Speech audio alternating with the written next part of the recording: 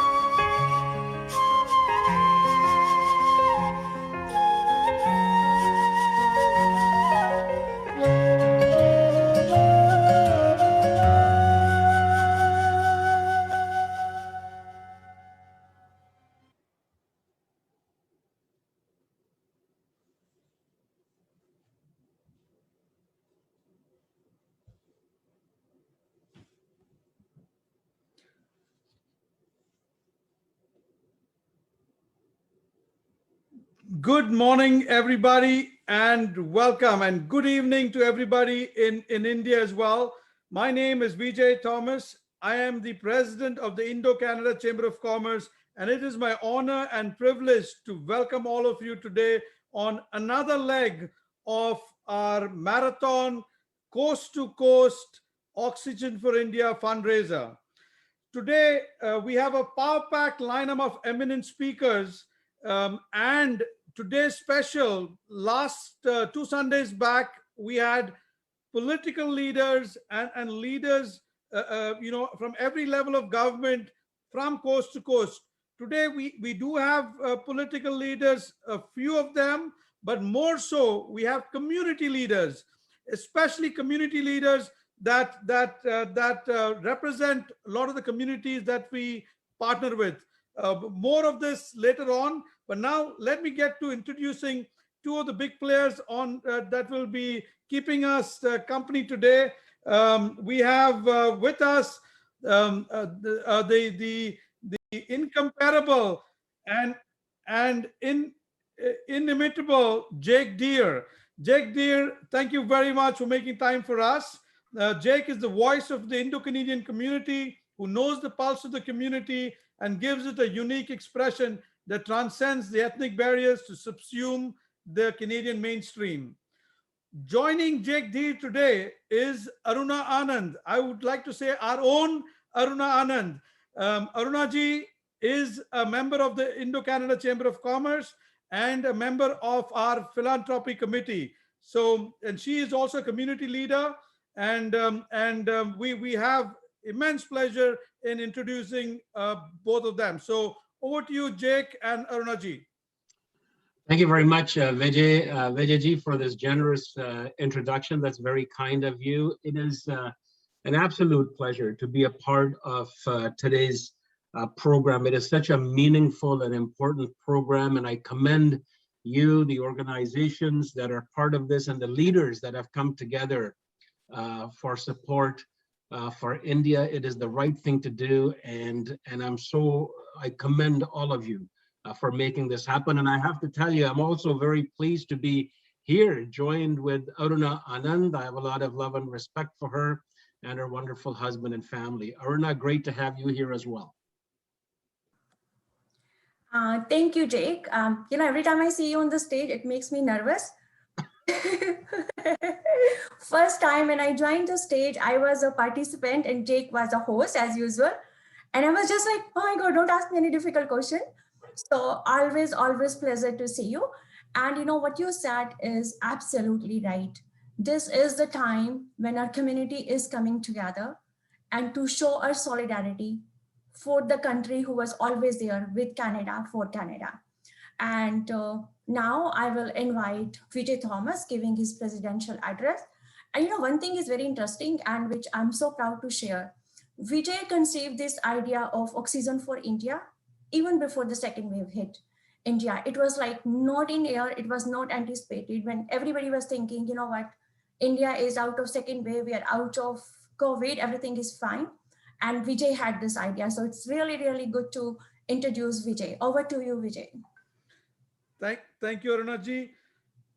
And thank you. And again, welcome everybody to our second edition of our marathon. As it's a marathon, we have one more edition to go, and we have a couple of ideas on how we want to do this. So as I said, extraordinary lineup of speakers, and definitely different this time is community leaders. So all of you from the communities, please, join in, hear your leaders, and we want to speak.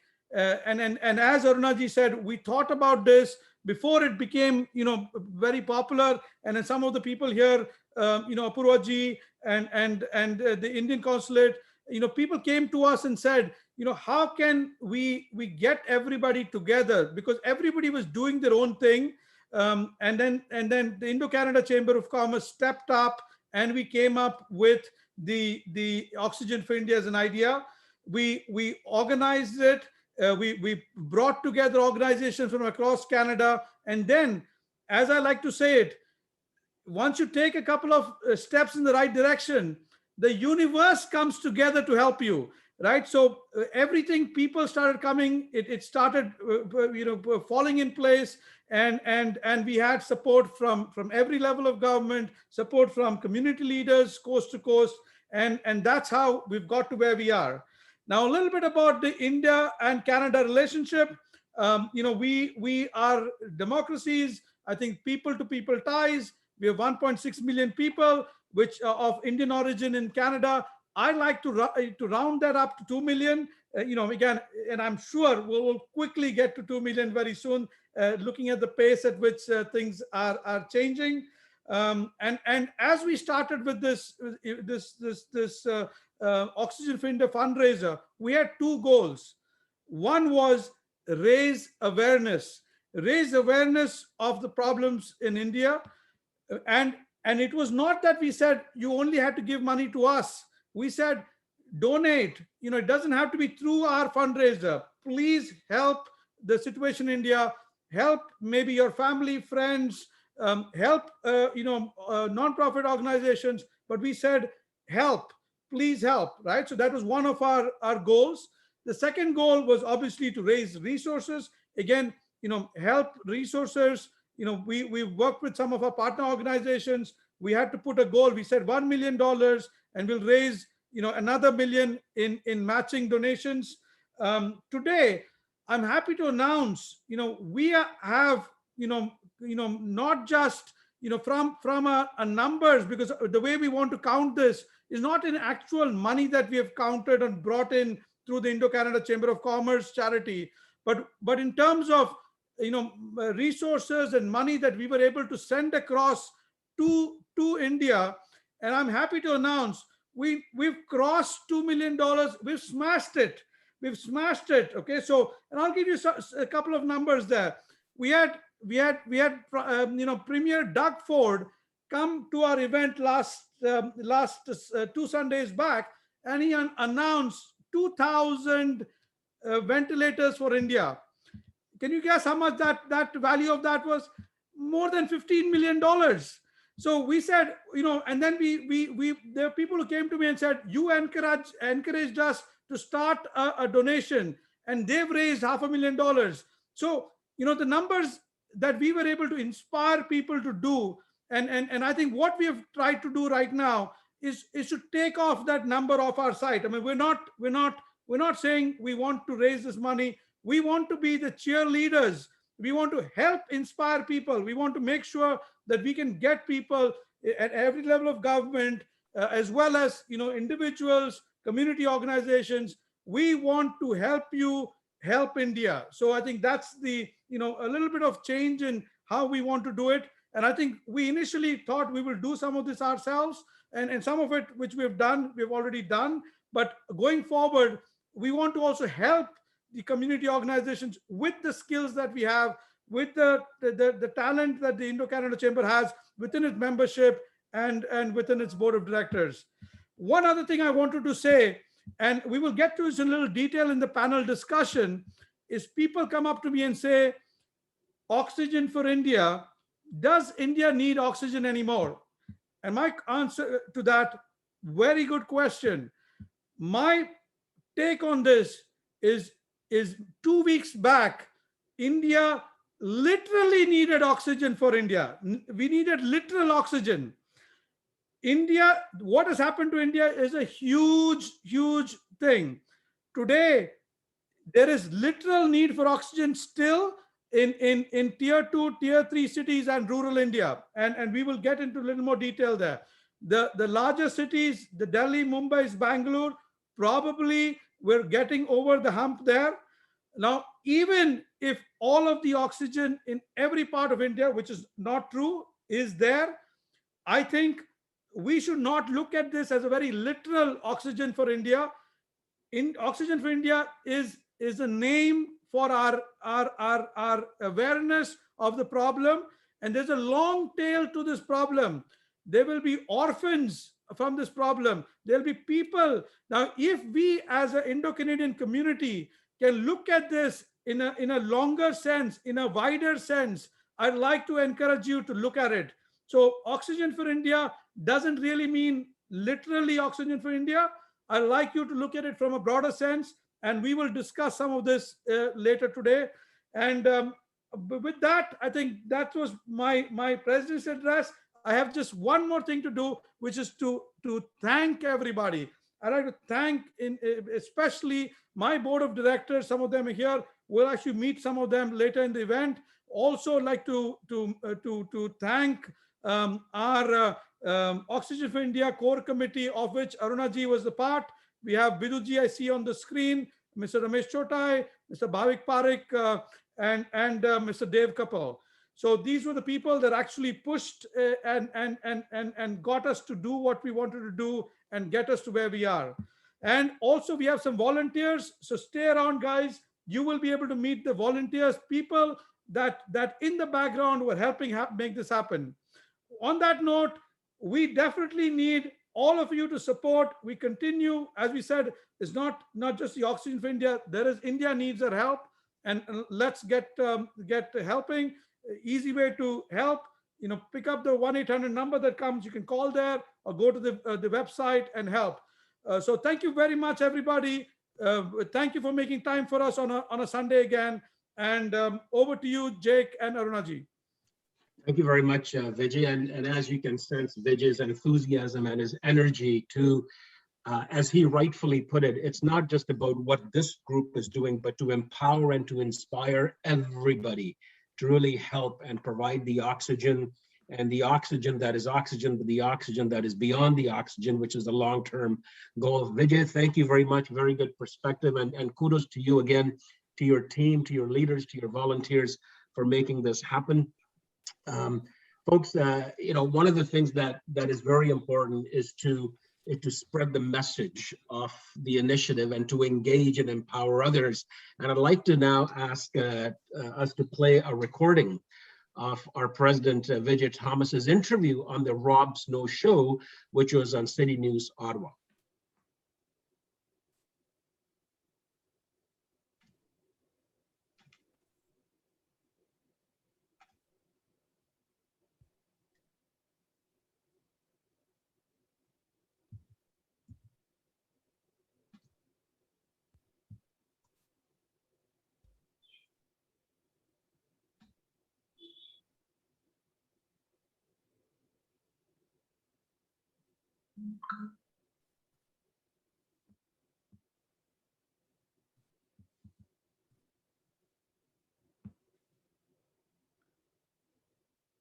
Jake, we might have technical difficulties, so why don't we just move on?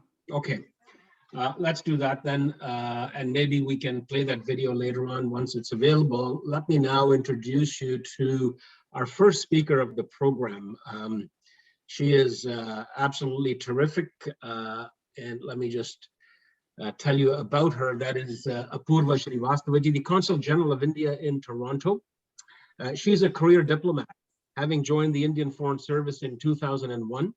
Prior to being appointed at India's Consul General in Toronto, she worked with the Minister of External Affairs from January 2017 to August 2019.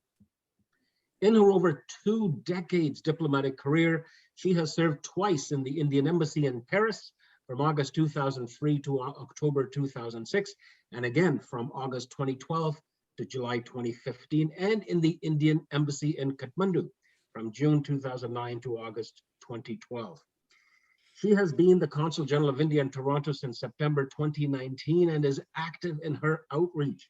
Apurva Srivastava has contributed immensely to improving India's bilateral relations with Canada on all fronts and is actively engaged with the Indo-Canadian community and the Indian student population. And I have to tell you, this is terrific what she has done and her accolades, but she is engaged. Imagine during the pandemic, the role that, you're not just sitting in your office, but you're taking action and making things happen and continuing to engage with the Indo-Canadian community and all that is involved. It is incredible, and I commend her. Would you please welcome the Consul General of India for Toronto, the Honorable Apurva Srivastavaji.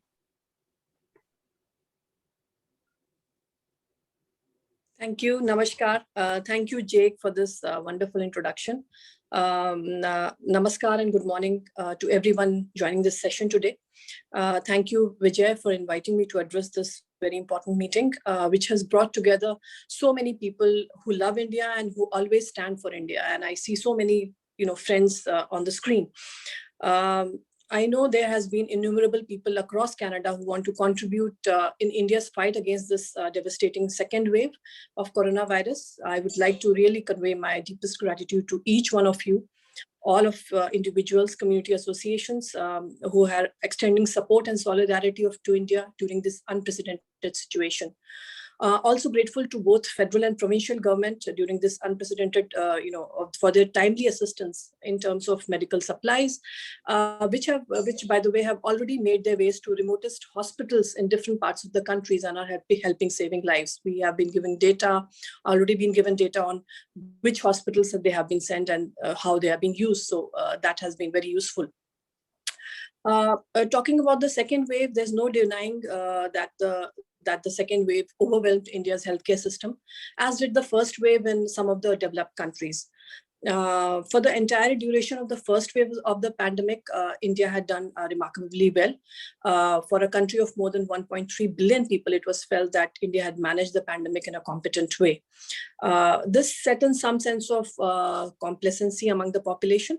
But the scale, the intensity, and the suddenness of the second wave, which peaked in April 2021, shocked us all. In over a month, India's daily caseload went up from 9,000 to 40,000, and the new daily infections remained well over 300,000 for 26 days non-stop. This was disastrous if you compare it to the peak of the first wave, which had about 90,000 cases in September 2020. Such a wave can overwhelm any medical system in the world. We had to deal with it in an unprecedented situation and mobilize resources on a war footing basis. The central and the state governments, along with the medical fraternity of India, industry, and people of India, geared up together in heroic ways to deal with this sudden crisis. Of course, there has been a lot of help from international partners, including the Indian community living abroad. The Indo-Canadian community has come up in a great way to help generate resources and send supplies to India. So as a result of this, we are seeing that the numbers have come down, which gives us hope, and we are cautiously optimistic that the worst is perhaps behind us, but we are very cautious about it. Just to give you the figures, as of yesterday, the new daily infections were down to 165,000. If we compare it to the peak of around 6th May, which was 414,000 cases. This is the lowest spike in daily infections in last 46 days. The daily positivity rate has consistently declined. It has now come down to 8.02%. During the peak, it was 40%. Simultaneously, if we see at the recovery rate, it has improved to 91.25%. If you look at Delhi and Mumbai, the things are better, but we are very cautious. We are taking a lot of steps because, as Vijay has pointed out, we are looking at situations where it can similar thing could happen in the tier 2 and tier 3 cities. When you look at the total infections, it's considering the population, the percentage of infections is 2.1% of the population, which is comparable to the infections in Canada, if you around the same thing. The mortality rate is also is 1.01% of the total case. So things have been improving. So what are our current priorities, to protect our citizens? So first of all is we have enhanced our testing capacities. If we look at last 24 hours, we have conducted 2.1 million tests. Over 330 million tests have been completed across the country. We are vaccinating our population. India has already administered more than 212 million domestically manufactured vaccines so far yesterday, but we have ramped up our vaccine production. We are planning to, we have tied up with Sputnik. We are trying to get more vaccines, and the expectation and the hope is that by the end of year, India would have vaccinated the entire population over the age of 18. Another important piece that we are doing, we are working on, is the monitoring of genomic variation of the virus.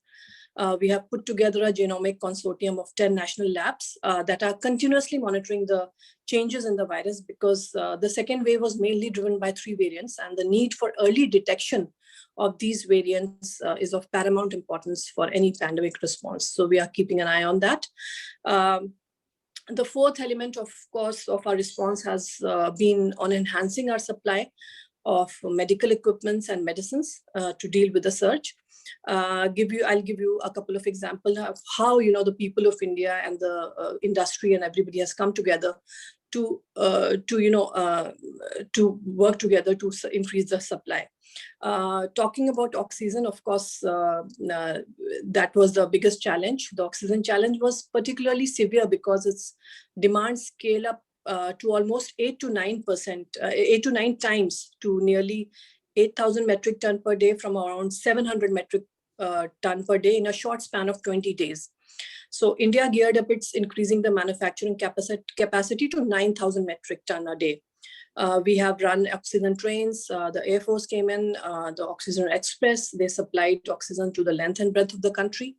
Oxygen was even made to be repurposed from the industrial to medicine use and then supplied to cryogenic containers. In addition to this, the critical need of oxygen was continuously supported by our international partners, a lot of which has gone from Canada.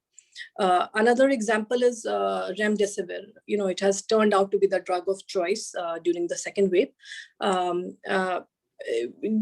To meet this demand, we had increased the number of remdesivir producing plants from 20 to 60. This happened in the range of last 2 months. So thrice we have developed the production capacity. We have ramped up over, the supply has been ramped up because of this for over 10 times. We were producing around 33,000 vials a day. And now on 11th April, and now currently we are producing 350,000 vials per day.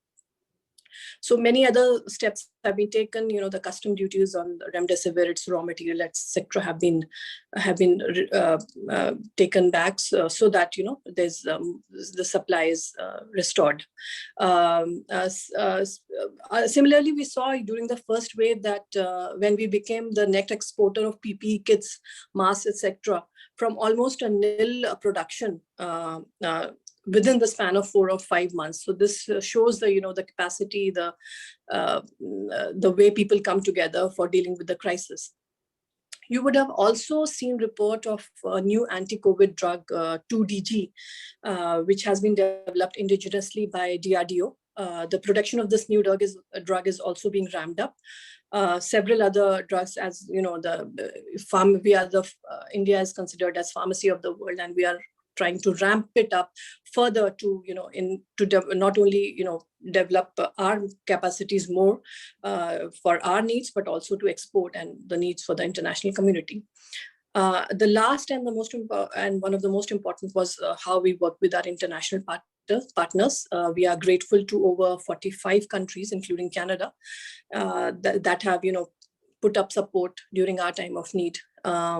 Canadian government provided immediate assistance with 350 ventilators and 2,500 doses of remdesivir, and a grant of $10 million to Canadian Red Cross, which has been deeply appreciated. We are also grateful to the prompt and generous support that came from Canadian provinces. Vijay was talking about Ontario, Premier Doug Ford. This 2,000 ventilators, which he announced at your event, was in addition to 3,000 ventilators here that has already been announced. So total 5,000 ventilators. And there was a separate plane, Air Canada plane, that was sent with 500 concentrators and oxygen cylinders. Also, Saskatchewan, that have donated 100 ICU ventilator units. Plus, there has been monetary support, which has been announced by government of Quebec and British Columbia. This is apart from a lot of the Canadian companies that have come together, who have announced support, and lots of Indo-Canadian community which have come together, including the lot of associations have come together, and many of the things are reaching India. And before it lands in India, it's already the distribution is decided where it is going, and we really get a report almost on a real time that which hospital it is providing the support, and where it's how is helping people. When Canada needed medical supplies and vaccines, and India was in position to able to support Canadian efforts, we had done so. And now to have Canada as a sister democracy stand by our side has renewed the bonds of friendship and trust. The Indian community across the world has come together, and it's really overwhelming for me to see the efforts of Indo-Canadian community here. The number of calls that I get, sometimes, people just, unknown people with whom I don't know, sending, stuff to Red Cross, just sending us an airway bill that I have sent like 20 ventilators to India, and why don't you get it cleared? And, it's a simple act of, helping out, and it has really overwhelmed all of you. And presence of all of you today is a testimony of this bond, this friendship, this love towards India. At the end, I just want to mention, Vijay said that, oxygen, of course, what all is needed now. Before this meeting, I just took a priority list from Ministry of Health, and it's what we are procuring at this point of time. Again, we want oxygen. We are procuring oxygen products like concentrators, ventilators, cylinders, minimum 10 liters, 45 liters capacity, BPAP machines, non-invasive vents, oxygen generation plants. But the requirement has also increased for rapid antigen tests and ECMO machines. If we talk about drugs, it's though we have ramped up our production, but we are planning for any other eventuality that happens. So remdesivir, tocilizumab, LAMP-T, liposomal amphoterine B drug, which is for the fungal things. So these are the priority areas that we are procuring from all over the world, and people are also through the assistance, but also procurement to the world. I would end by once again thanking all the participants of this virtual meeting, as also the wider community for this wonderful support to India at this critical juncture. Just to mention that Consulate is always there for any assistance, any guidance which any of you need. We haven't stopped working, not a single day that we haven't gone during this COVID times. I mean, we have always been working. So thanks to all your support, and with this, let me end here. Thank you so much. Thank you very much, Apurva ji. And right now, I want to play and thank you for all the efforts. And let me just say, Canada ki jai and Bharat Mata ki jai. And may God bless all his children around the world who are going through this crazy pandemic, and to the leaders like yourselves and this organization, Vijay, Biduji, and all the others that are really helping make a difference, whether it's that one individual that gave you a call and said, I've sent 20 of the masks, or whatever it is that they are doing, and that's what makes a difference. Folks, I want to play that video now. I think it's ready. This is that special video of Vijay Thomas interview on the Rob Snow Show, City News, Ottawa. He's a pillar of community opinion. The Rob Snow Show returns on Rogers TV and City News. 101.1 FM and 1310 AM. The numbers are still staggering that are coming out of India on a daily basis.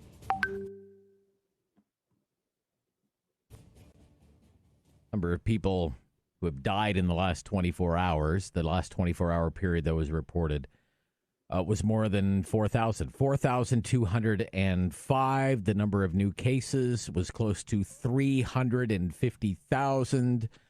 The total number of infections, 23 million, but some infectious disease experts think those numbers could be 5, maybe 10 times higher. It's just been terrible to watch this all unfold. I want to make you aware of a fundraiser that's coming up. It's called Oxygen for India, a marathon fundraiser. It's going to be a virtual event, and it will begin on Sunday. And to tell us more, from the Indo-Canadian Chamber of Commerce, we're joined by the president, VRAJ Thomas. Good morning.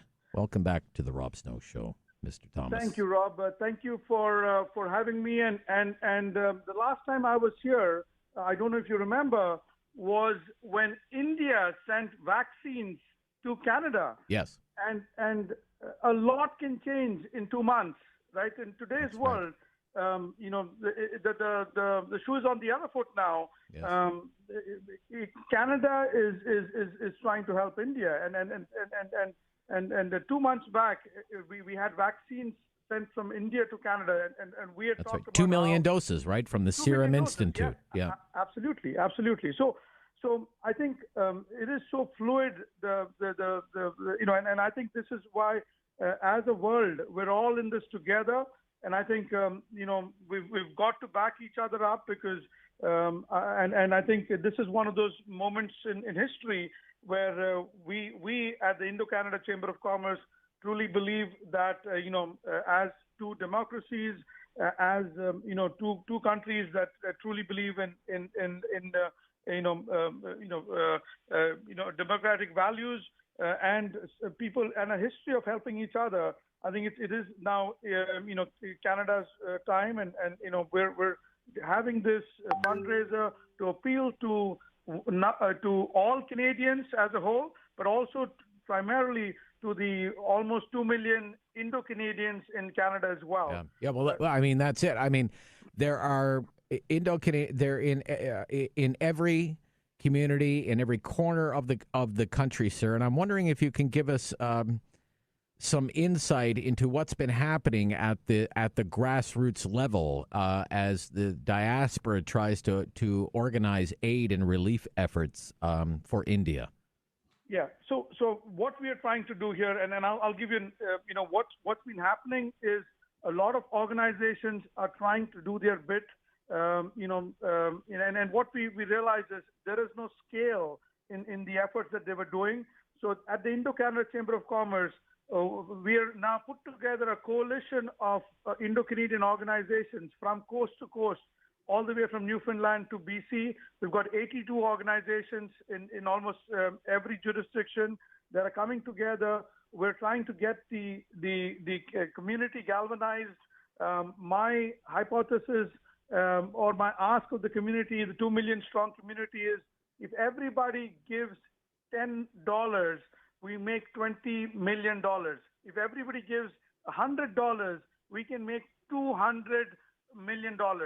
And this money is primarily going to oxygen. You know, in India is not a poor country. India, however, has a lot of poor people, so there is a distinction between the two. And so India doesn't really need money. What we're raising the money for is to buy oxygen concentrators, oxygen generators, and get that to India.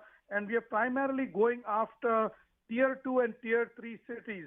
Now, India is a very large country, as you probably already know. Sure. And you know, is made up of you know, tier 1 cities, the Delhi, Mumbai, Bangalore, that everybody already knows of. And there's a lot of attention in those places. But the tier 2, tier 3 cities and the villages of India is where most of India lives. That is still not, it does not have the attention, and we're trying to focus our attention in those locations.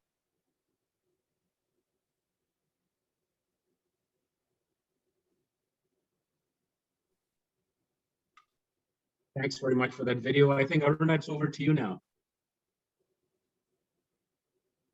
You're muted.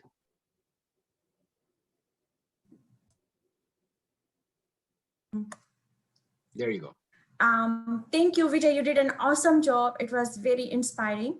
And now we will play the recorded message from Premier of Alberta, Honorable Jason Kenney. Premier Kenney is, I think the whole Indian community know him very well. He's like very well known as a friend of Indian community in Canada. Premier Kenney committed himself to public life in early 90s as a president of Canadian Taxpayer Federation, where he fought hard for lower taxes and fiscal responsibility. In 1997, at the age of 29, Calgary voters sent him to Parliament, where he worked to unite conservative nationally. Mr. Kenney served as a Minister of Multiculturalism for 8 years with Prime Minister Harper, reaching out to New Canadian as a strong advocate for pluralism. He became Canada's longest serving Minister of Citizenship and Immigration, welcoming over 1.3 million newcomers to Canada, while implementing comprehensive reforms to Canada's immigration, refugee, and citizenship program. In 2017, Mr. Carney was elected as a leader of Alberta's Progressive Conservative Party with a mandate to reunite province divided by free enterprise political movement. In April 2019, he led his party to an election victory with 55% of popular vote in a campaign focused on economic growth and advocating for a fair deal for Alberta in the Canadian Federation. He was sworn as Alberta's 18th Premier on April 13, 2019. Premier Jason Kenney.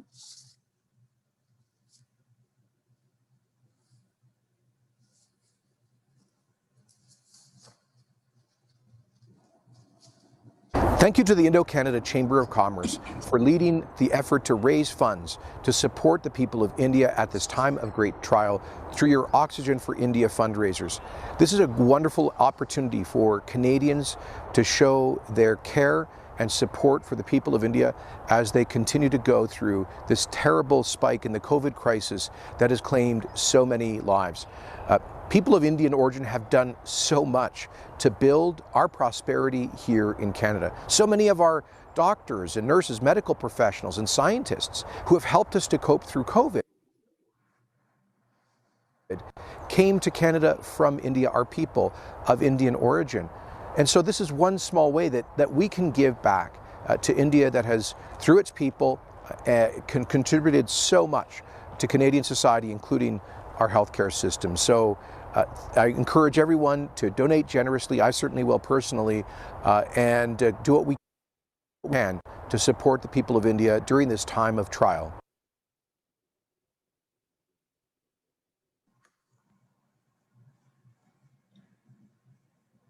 Thank you, Premier Kenney, for your inspiring words.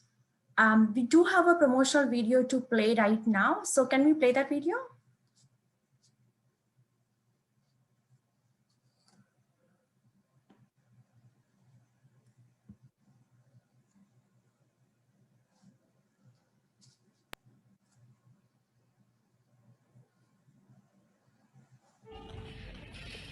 Hi, I'm Sania Mirza. I'd like to personally thank the Indo-Canada Chamber of Commerce for helping supply oxygen to my country, which is in dire need, as you all know. We've done our part. I want to say thank you to Indo-Canada Chamber of Commerce. I've done my part. I want to congratulate you for the work that you're doing and encourage everybody to step up, to donate, to do what they can. I have done my part. Have you done yours? I have done my part. Have you? We've done our part. Have you? Let us all dip into our wallet again to donate again. Thank you again for organizing this event and inviting me. I wish you all the very best. I did my part. Did you? We have done our part.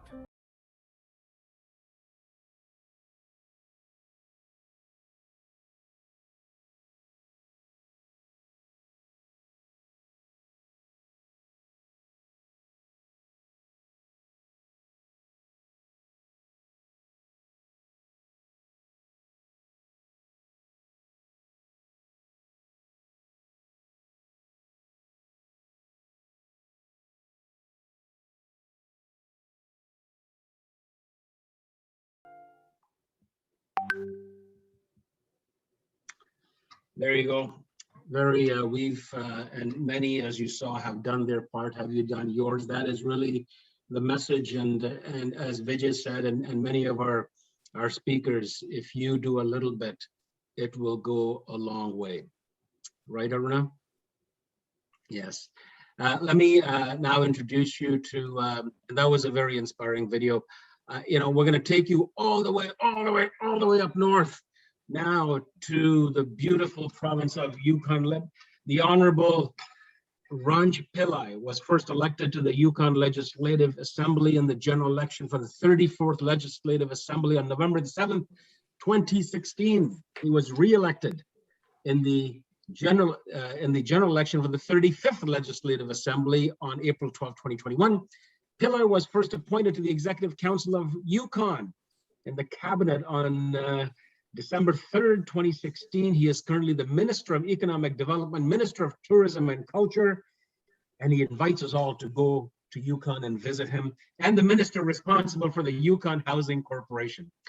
During the 34th Legislative Assembly, he served as Deputy Premier, Minister of Energy, Mines and Resources, Minister of Economic Development, and Minister responsible for the Yukon Development Corporation in the Yukon Energy Corporation. Pillai and his wife, Delilah, have two wonderful sons, and he can tell them that I said they were wonderful. Please welcome Minister VRAJ Pillai. Great, thank you so much. Of course, good morning from the Yukon. Quiet Sunday morning here. Thanks to VJ for to join you today and in support of Oxygen for India. Of course, oxygen is life, and that's why we're supporting the Indo-Canada Chamber of Commerce in this important fundraiser. And as Jake just said, now you've got it covered, VJ, from coast to coast with support coming in. Their efforts, of course, your efforts to get more oxygen generators and oxygen concentrators to India, of course, is critical to saving lives, and we know that. Yukon's ties, although maybe many may not know, to India are very strong, and our Indo community continues to grow. And there's many on the call today that have come and visited me and spent time, and leaders and know that it's really pretty exciting how quick our community is growing here. We stand beside Yukon's Indian community and their friends and relatives in this difficult time.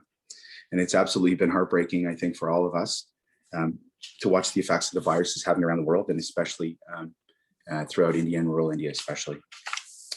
As a member of the global community, though we are a smaller jurisdiction, Yukoners want to support the people of India and offer relief from the impacts of COVID-19. So to this end, Premier Silver has authorized the government of Yukon will be making a cash donation to the Canadian Red Cross. Our donation will be directed to the Indian Red Cross relief efforts to mitigate and ultimately end the COVID-19 pandemic. The ongoing efforts of the Indian Red Cross play an important role in the COVID-19 response and recovery in India.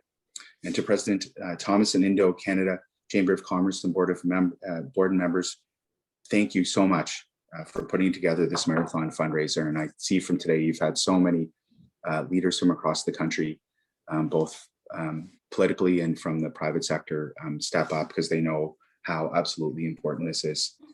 You've connected not only the Indo-Canadian community, but Canadians from all backgrounds to deliver this life-saving support for our friends and relatives in India. And I can tell you here, just through social media and other platforms, it's been overwhelming the amount of people who have been commending our government for stepping up, and many from the Indo-Canadian community, but many just from our broader community that understand how important it is that we all come together at this time and understand the contributions of India, not just here in the Yukon and Canada, but around the world.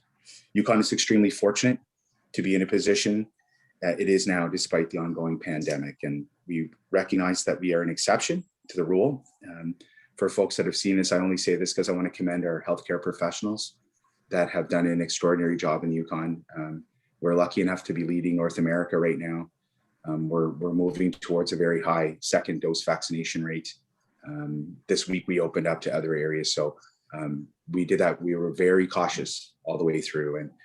And people will come back and take a look and, as they grade how jurisdictions did, but we're very fortunate. It's very flexible now for our community to move around and for business to continue on. So again, I encourage people watching and participating in today's event to consider donating through the ICCC website at icconline.org, which I think that's correct. And there you can direct your donation to a specific state, as well as direct it to local organizations that you feel comfortable donating to. So please know that Yukon's thoughts and are with the people of India as they manage through and recover at this difficult time. And again, Vijay, thank you for the opportunity to speak today, and I commend you all for taking time today to take on this extremely important effort. Thank you. Thank you, Mr. Pillai, for your inspiring word. It's very heartwarming to see how we all are representing the Canadian spirit, and our Canadian spirit is a big asset for India. And that's called being good neighbor. And that's, I guess, is the Canadian spirit when we help each other in the dire necessity. Now, I would like to invite Deepika Damrela, Councillor of Ward 7 in Mississauga. Deepika Damrela was elected to the City Council of Mississauga, representing Ward 7 in 2018. She is long-time community leader in the city. She has spent 7 years representing the resident of Mississauga, East Cookville, as the member of provincial parliament, as Ontario Associate Minister of Health, Long-Term Care, and Minister of Senior Affairs. In that time, she built a reputation of hardworking advocate for the places she comes from, and someone who listens to her constituent, addresses their concern, and stay in touch with them.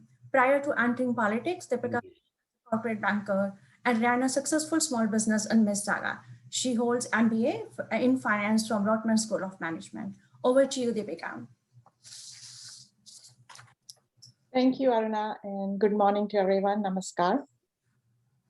I want to begin by congratulating the Indo-Canada Chamber of Commerce for this initiative, Oxygen for India. You know, with any effort, I know that it all begins with an idea. So someone somewhere, maybe Vijay, maybe someone in the board came up with this idea. And after the idea stage, then you panic a little, can you pull it off? And then you sort of say, okay, well, let's try. And then it's a huge initiative. Anything, you know, even the smallest of things, to reach out to people, make those calls. And all of this is done on a volunteer basis, because every single one at the ICCC, I know, has their regular day jobs. So I just want to congratulate all of you. This is a work of passion. And I want to thank you. And, you know, this reminds me of something, my late father, you know, sometimes when I would visit India, we would be having discussions. And if I criticized India, he would get very defensive. And he would always say, well, if you don't live here to make India a better place, you don't have the right to criticize. You have to earn the right to criticize. And so I was thinking of him today, because when I look at how Indo-Canadians are coming here to help India, I think in a little way, we've also earned the right to criticize India in a good way, because I'm always reminded of my father. And I do use that in my life. I try not to criticize initiatives or things if I'm not doing anything to make it better, just to be an armchair critic. So today we've all come together to prove we are not armchair critics, but actually, you know, that atut bandhan that we have with India, the country of our birth. It is so nice to see this initiative, and it really very heartwarming. And, you know, Vijay, something that you said in the interview really caught my attention. And I think I was just thinking, as we deliver on this initiative of Oxygen for India, once things are better in India, and I hope they will be soon, I think all of us here have to think about another Oxygen for India, which is what kind of news gets reported about India. Because when I read the articles about India, of course, sensational news sells, but all you hear is the negative news. Like, there's never an article about, for example, what Bharat Biotech has done, the fact that it came up with a low-cost vaccine as an example. You don't see the good news. You see the unrelenting bad news that unfortunately stereotypes India in a certain way. So while the facts are important, and certainly India is going through a very difficult period, and Apurvaji very nicely painted a picture of you know, what's going on.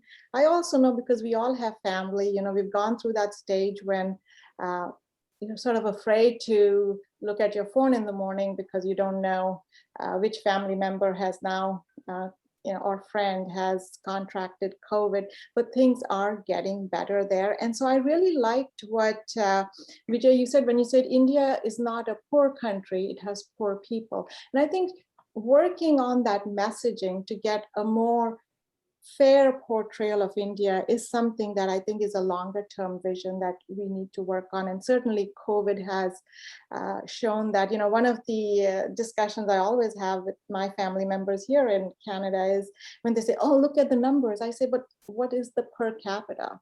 You know, of course, thousands is a big number, but the people there are in over 1 billion. So I think that kind of, you know, we really have to think in terms of how the story is being portrayed, as horrific as it is. So once again, I do want to thank the Indo-Canada Chamber of Commerce for bringing forward this initiative, for doing a little bit for the country of our birth, because no matter what happens, no matter, I have lived more than half my life now here in Canada. So this is definitely my karma bhumi.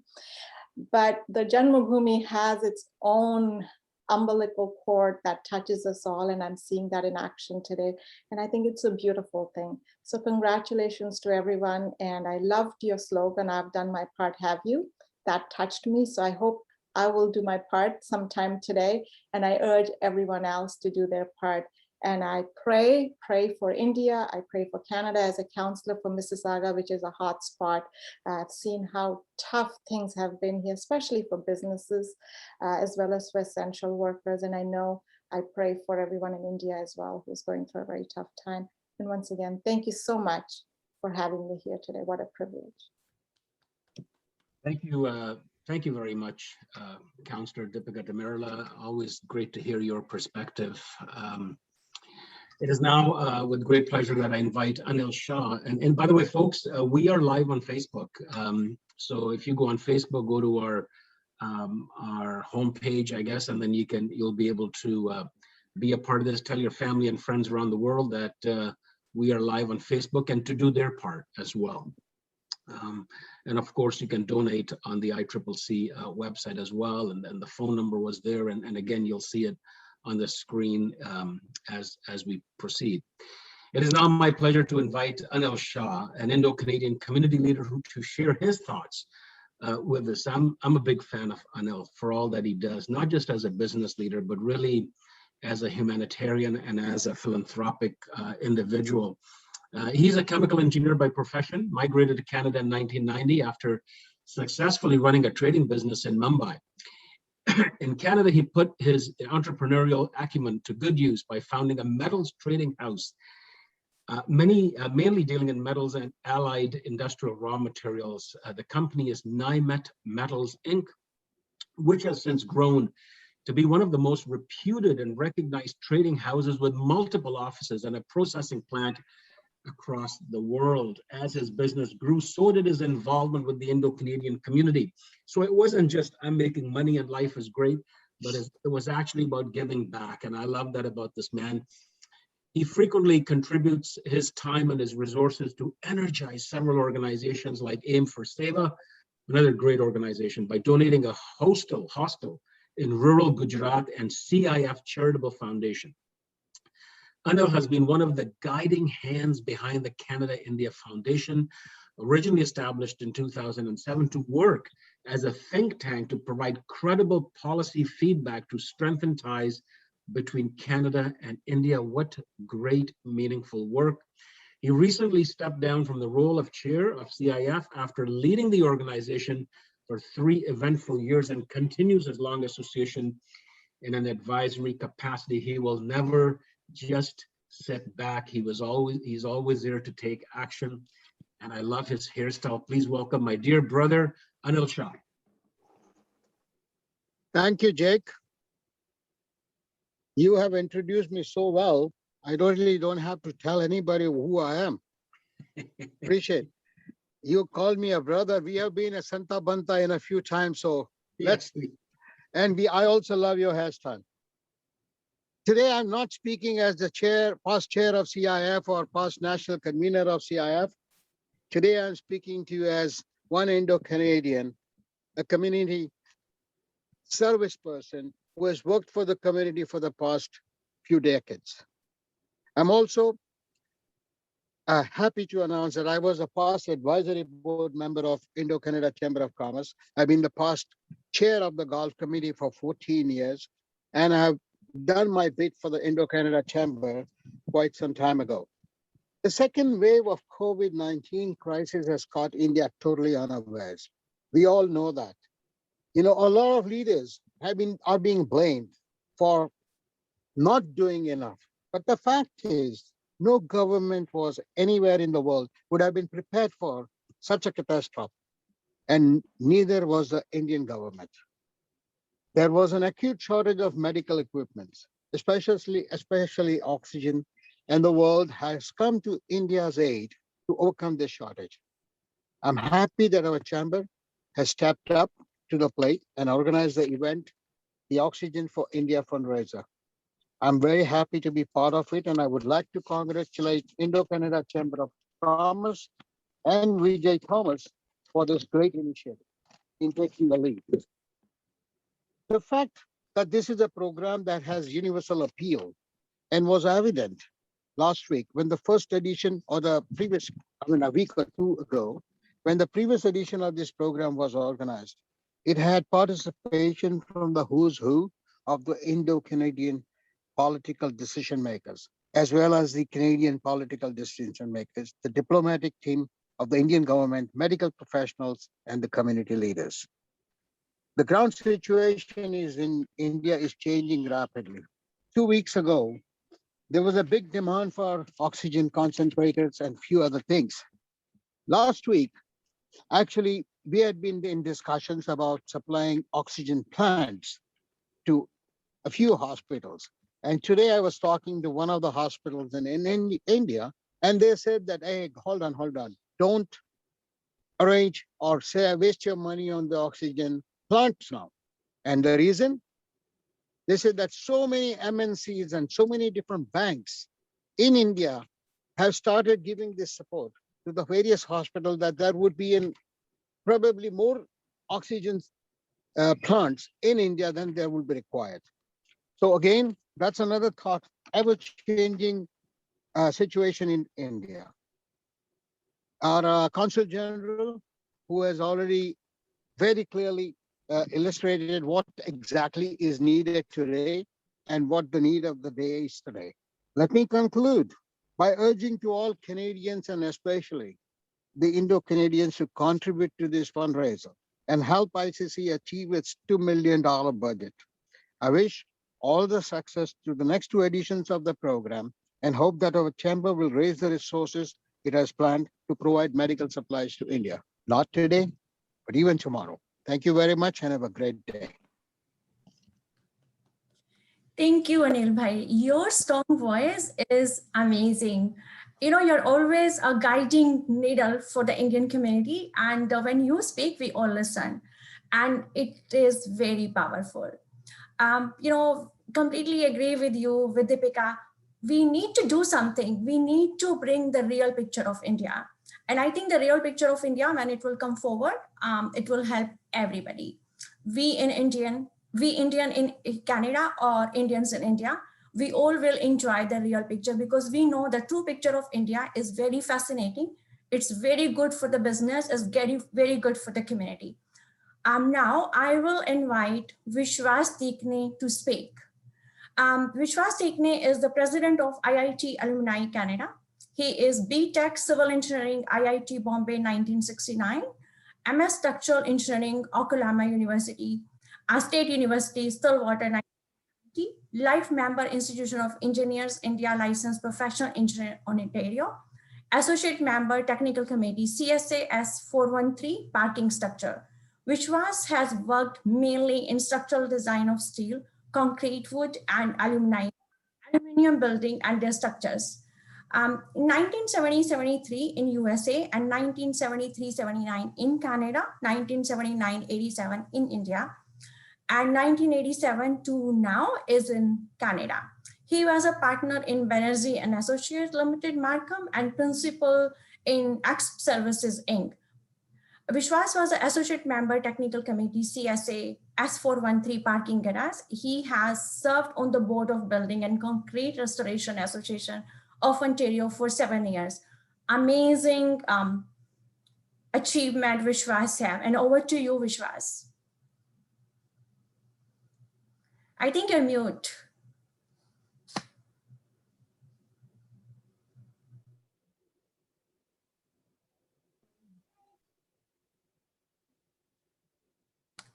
Vishwas, you're mute. Am I on mute still? I don't now think you're so. good. Oh, okay, thank you. Thank you very much, Arunaji, and thank you very much, Vijay. We have a number of people that we have contacted from IIT alumni over the last 2 weeks. From the first time we got on board, Then the 23rd also we sent out a blast to everybody.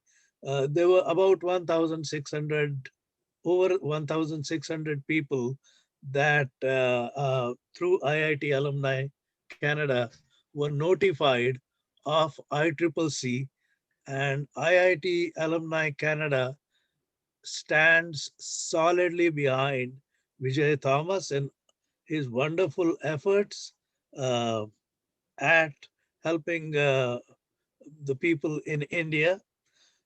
My little talk over here is really directed to everybody that's uh, attending this program, especially those people from IIT Alumni Canada. So it's a little impassioned perhaps, and not too much detail about numbers of remdesivirs and the concentrators, etc. But I want to go to their hearts and their minds. So hello friends, hello IIT alumni. Good morning, how are you? Summer is here, but it's intense in India. It's hot. And that is what we are here for, about India. COVID-19 made its way quickly from China to India last year and caused a havoc there, here, and everywhere else. And while India dealt with the first appearance quite well compared to most other countries, the second coming of COVID-19 to India was not kind at all. And we have got to help our motherland, which is gasping for oxygen as we speak. And that is what ICCC, along with us, IIT Alumni Canada, are raising funds for. And that is where you come, you, the people who are listening. We beg you to loosen your purse strings and give. Give what you can and get a tax receipt for it. But more importantly, you'll be helping your fellow countrymen in India who will avail of oxygen concentrators, oxygen cylinders, ventilators, oxygen plants that will save lives. Yes, folks, that is what we want your money for, to save lives. Now, won't you please, please donate for this cause? It will give you punya.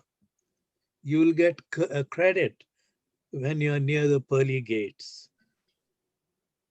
Now that I have made my appeal to you, I do I do repeat what Deepika Damarla had said about the news coming out of India being always bad, the worst type of photographs being published because it's sensational. But there's a lot of work being done in India, tremendous amount of work. There are thousands and thousands of people, doctors, nurses, um, uh, uh, the people who handle bodies, corpses, everybody. There's so much work being done, and it's very good work that's also being done. I know this whole thing came suddenly upon the country, and it took us by surprise. It was much worse than the first coming, as I said. But there are people who have gathered, pulled up their britches, and gotten down to brass tacks. I mean, people like Iqbal Singh Chahal, the commissioner of Mumbai, he, along with the chief minister of Mumbai, that's Mr. Thackeray, and the other government officials, as well as people who are keeping count of what's happening, what is needed, where how many people, how many beds are needed, how many concentrators are needed, how many ventilators are needed, how many oxygen plants are needed, who needs the remdesivirs, which is only good partly, not all the way. It doesn't save lives. Oxygen does save lives. So he did all of that work down at grassroots level. And today, I'm happy to tell you the news that I received, reliable news that I received from Mumbai, is that Mumbai has enough beds for COVID patients today. Mumbai has enough oxygen concentrators. It has oxygen supply for those in Mumbai. And there is a massive drive for vaccinating people. In one of the worst slums, the poorest people that you get anywhere, which is Dharavi. It is across the Mithi River from where I live in Mumbai. And it's got 1 million people living right there in that slum.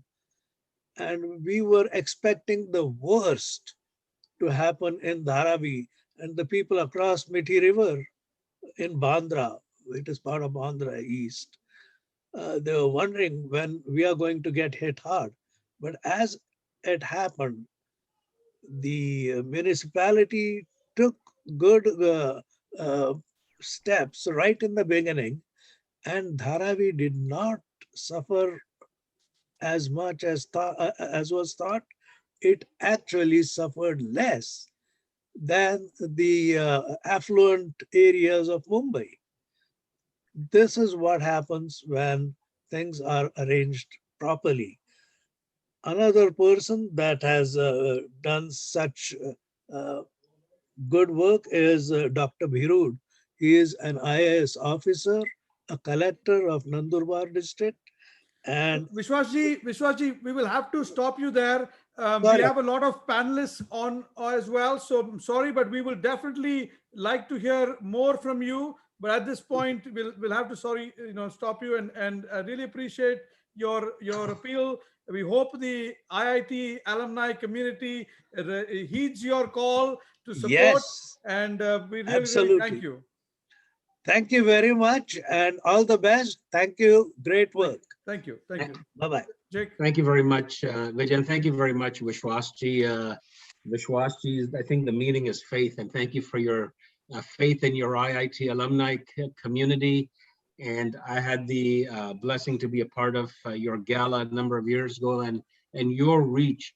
The IIT family always does the right thing, and this is doing the right thing. So thank you for your appeal, your plea to the IIT alumni in Canada, in North America, and around the world. Now I'd like to invite Abu Bekr to say a few words as well. Abu is proactive community leader and the former vice president of the Indo-Canada Chamber of Commerce. What incredible leaders, all so involved and engaged. Abu has led 7 Indo-Canada bilateral trade India mission alongside Prime Minister, mayors, ministers, policymakers, and entrepreneurs. Abu worked closely with various multicultural communities in Canada and had jointly raised over $1 million for the William Osler Hospital in Brampton. Abu is the current president of the South Asian Canadian Health and Social Services.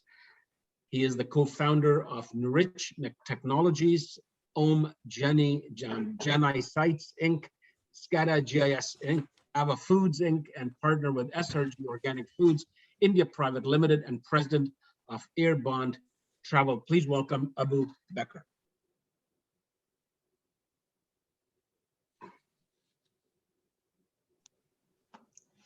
Good morning, namaskar. Warm greetings from each and everyone. What a wonderful initiative from the ICCC. Once again, it's not only for the business, for the community. I want to thank Vijay and the entire board for the great initiative. I want to acknowledge the Government of Canada and the Premier and all the Premiers of Ontario. Like I have a vision always. We are all came from India, which is our motherland, Janabhoomi, and also Karambhoomi here. India given so much to us, especially not only us, even for our ancestors. We all born, brought up there, we educated there. Now the mother need a help, which is our motherland, India. So what we are going to do? We are all, we all learn in India, we earn in Canada or which part of the world. Now time for us to return. Earn karo, learn karo, return karo.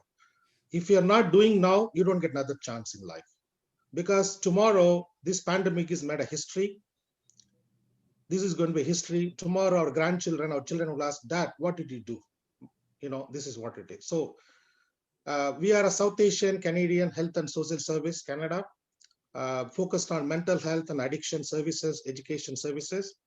Past 5 years, we established, it's an NGO. And it's not only India. We come across people from volunteer from India, Pakistan, Bangladesh, Sri Lanka, Burma, all other South Asian countries. We have about 15, 20 doctors, volunteers. We give a free mental services to local people. Because during this pandemic, what happened is it's all about fear. It's all about fear. What happened to me? What will happen to my family? What happened to the economy? What not and all. Only thing, the government is doing the best. We have to be calm down, cooperate with them, just work with them. That's all we have to do right now. So, and also I'm the multicultural ambassador with World Vision Canada. I started 2015 with the Chennai flood relief. The same initiative we started. Last year, we started this campaign in India for the COVID. So gratefully, World Vision Canada, almost 50 years in India, they're serving 118 offices. Their main focus is the rehabilitation. Because what happens, somebody passed in the family, some emergency happened, what will happen to the children? What will happen to the women? What will happen to them? They're so thing. So if you don't take care of them, what they needed, it's going to be a real bigger problem for the economy as well for the country, because we may lose the good citizen. So they're doing almost, I think they already served 4.5 million people in India. The pledge is around $7 million. And also the first initiative, what they come up with, all the worldwide 85 World Vision come together to focus to India, almost $72 million. The ground is there, support is happening, so we initiated. And also, since I worked with community for a long time, I brought almost 15 to 18 community. I called the president, I just inspired them, which include the TMAC, Tamil Nadu Multicultural Association, MACA, Madras Arts Cultural, you name it, Telangana, Kerala, whatnot and all. So what is my request, humble request each and every one? Vijay was telling, we are about 2 million Indian diaspora, Indo-Canadian. We are not only 2.2 million Indian diaspora, we are almost 35 to 40 million Canadian. Because we live, this is our country, we give so much to this country. For example, when you say economic, 250 to 300,000 students studying here. They're the big change they did it. And today, we are all entrepreneur, doctor, engineer, nurses. We give so much to this country. Still, this is our Karambhumi, which we did it. But now we can go back to our connections. Not only Indian diaspora connection, our colleague, our friends, our corporate people. We give a business to the banks and whatnot.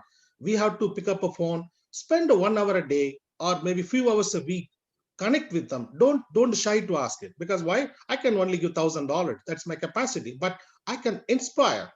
At least if I call 100 people, even 50 people open their wallet for $50, whatnot, just imagine it. Because why?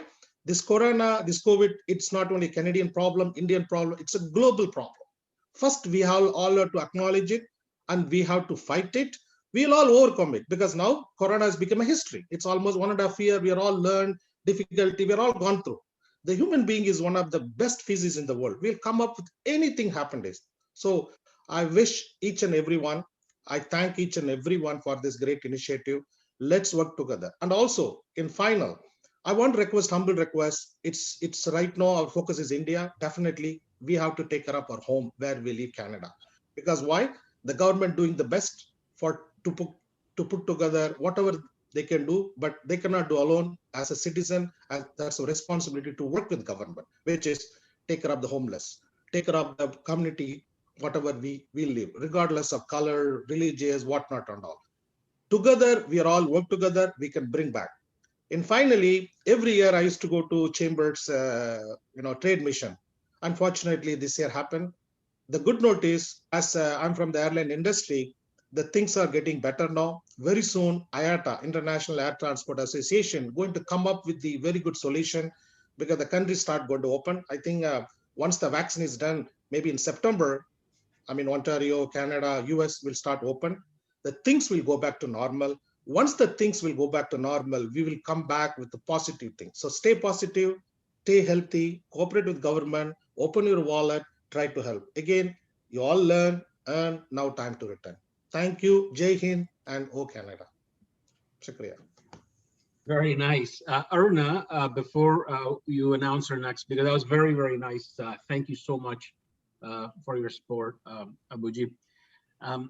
Right now, there's an announcement. All donations from now until 6 p.m. will be topped up by a 10+1 offer by Mr. BK Sethi and Mr. VRAJ Thomas. Look at these guys, great leaders. Mr. BK Sethi popularized the 10+1 offer in the Canadian grocery industry. So, folks, go ahead and donate $100, and our 10+1 donors will add $10 to your donation. Awesome, absolutely. We're just building and building and growing it. So again, please go ahead and donate $100, and our 10+1 donors will add $10 to your donations. Thank you again to BK Sethi and VRAJ Thomas for this wonderful initiative. Aruna, over to you. Thank you. And it's an amazing announcement. Really love it. It's another opportunity for the whole community to come out and go in your pockets and check it out. Whatever extra money you have, whatever money is the extra disposable money, this is the best way you can invest your money. And you know, my mom used to say, when you give $1, it will come back to you as $10. So that's the math. And now your one will become 10 for you. And this will add up by VRAJ Thomas and BK Sethi and help India. So what a great thing. It will help you in your future, and it will help India right now. And now I would like to introduce Amit Nayak of Canosa as his thought about, to share his thought about this humanitarian initiative. Amit Nayak is the president of Canada Odisha Society of Americas. He is the Bachelor in Engineering and MBA, University of Madras, India. He is the sales manager in Jokin North America, Inc.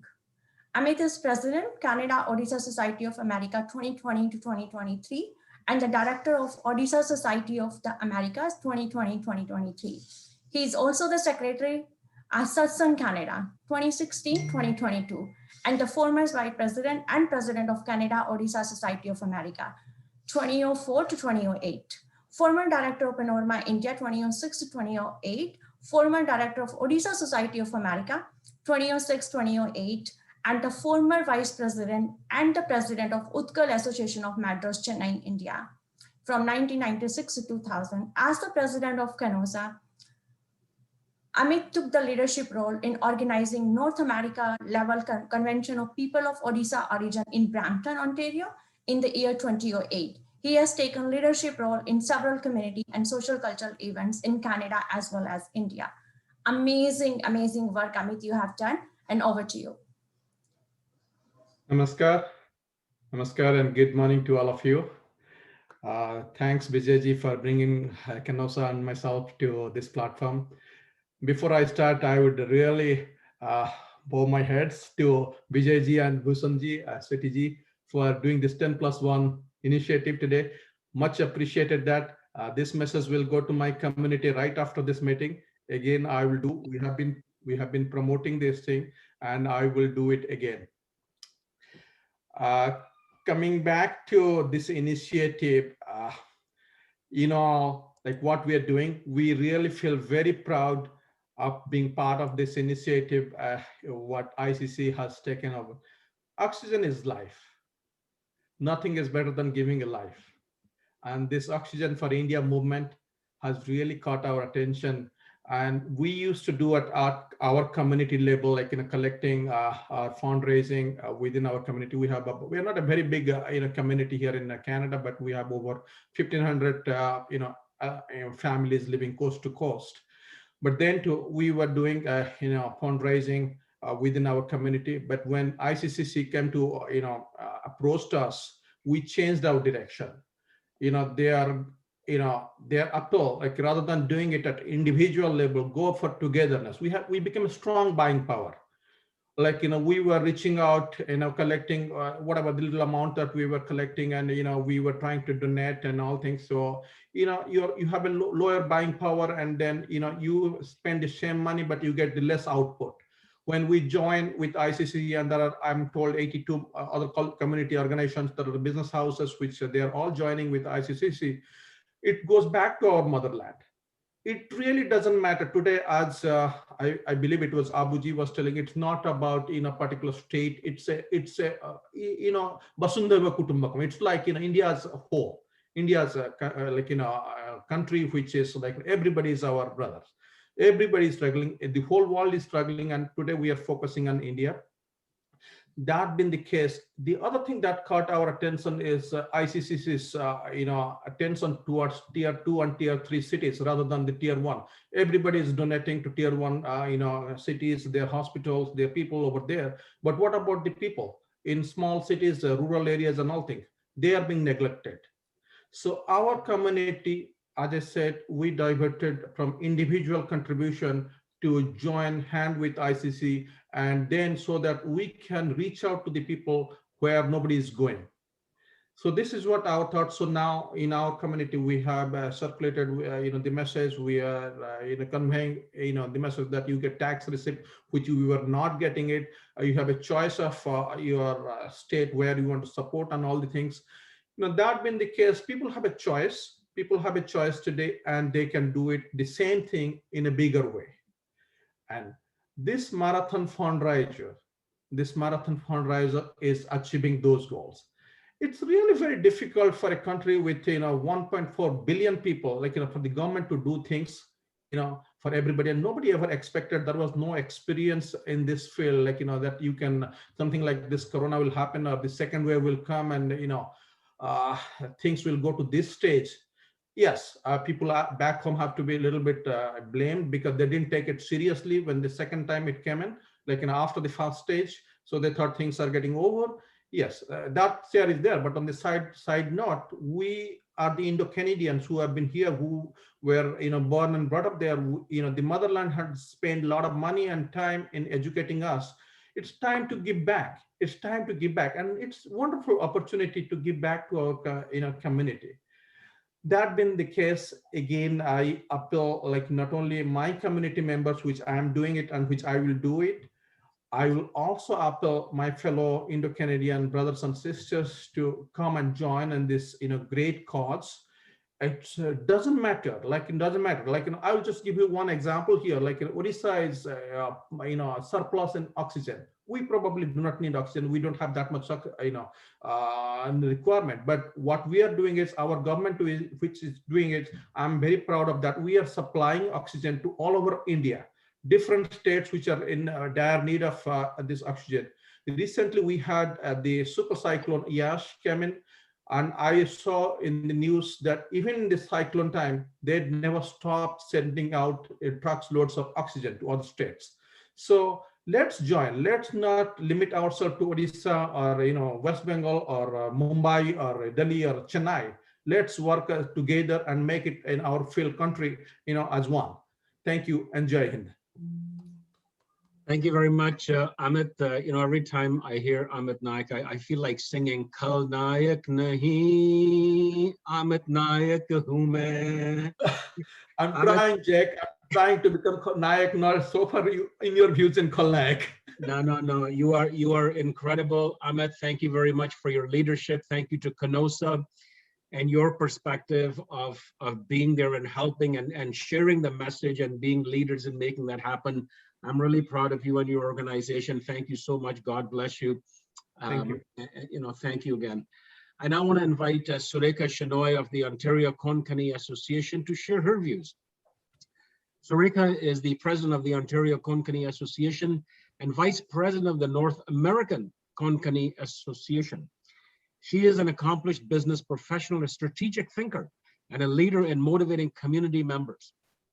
She has a passion for volunteering and supporting community initiatives and is a strong believer in an inclusive society. And this is terrific that she mentors youth entrepreneurs and professionals to help set them up for success, which I think is really awesome because it shows the growth trajectory of our future. Sarika currently sits on the board of directors for Hospice Waterloo Region and is co-chair of the East Indian Community Walkathon of Waterloo Region, which has raised over $400,000 for local hospitals. Amazing work. She also serves as a senior advisor to the Cooksville BIA of Mississauga. Sarika Shenoy was also I did that because I live in Mississauga. Sarika Shenoy was also the 2018 Ontario Liberal Party candidate for the riding of Kitchener South. Hespeler, please welcome Sarika Shenoy.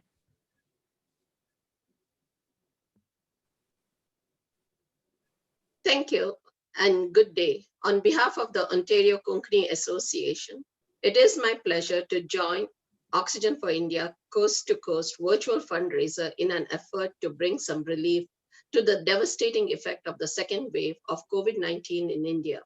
I want to thank ICCC, India-Canada Chamber of Commerce, for its leadership in organizing this virtual fundraiser to help our families back home. I want to remind all of us, we are in the midst of a third wave of the pandemic ourselves, and we know what it means for our healthcare system to be burdened. We have seen our provinces across the country being challenged in the past 15 months of this pandemic.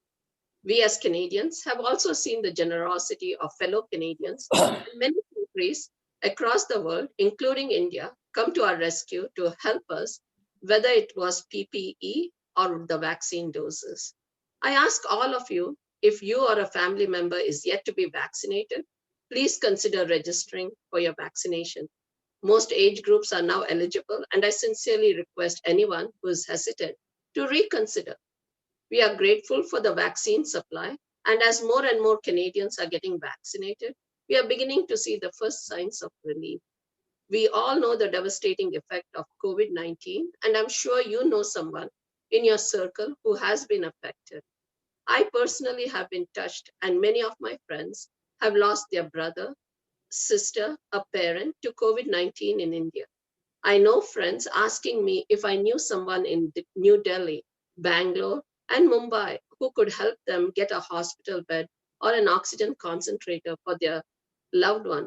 I also know friends who lost a family member searching for a hospital bed. The pain and the grief is unimaginable. One of my close friends could not travel to India to perform the final rites of his father, and he happens to be the only son. My heart goes out to all families here and in India who are suffering. Our thoughts and prayers are with you during this challenging time. With such devastation in India, we as Canadians, particularly the 1.6 million strong Indo-Canadian community, have a duty and a moral obligation to step up and help. My own Konkani community is very small, and we are stepping up to do our fair share. I urge all Canadians, in particular my local community in Waterloo region, to support Oxygen for India fundraiser by making a small donation. As Canadians, we are naturally generous, and I'm sure you have already donated to an organization. However, I ask you if you could reach into your kindness once again and make a small donation, whether it is $5, $10, or $25 today.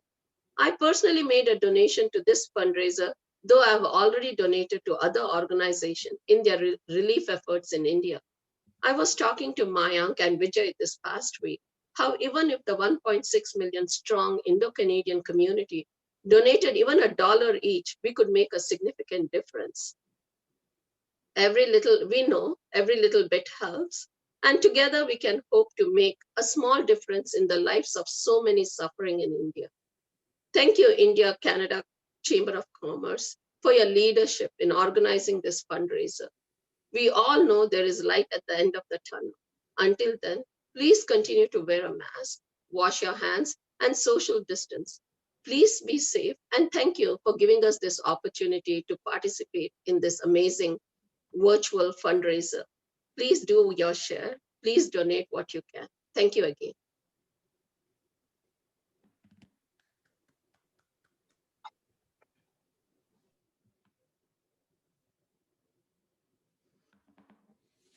So with that, thank you, Surekaji. Really appreciate that.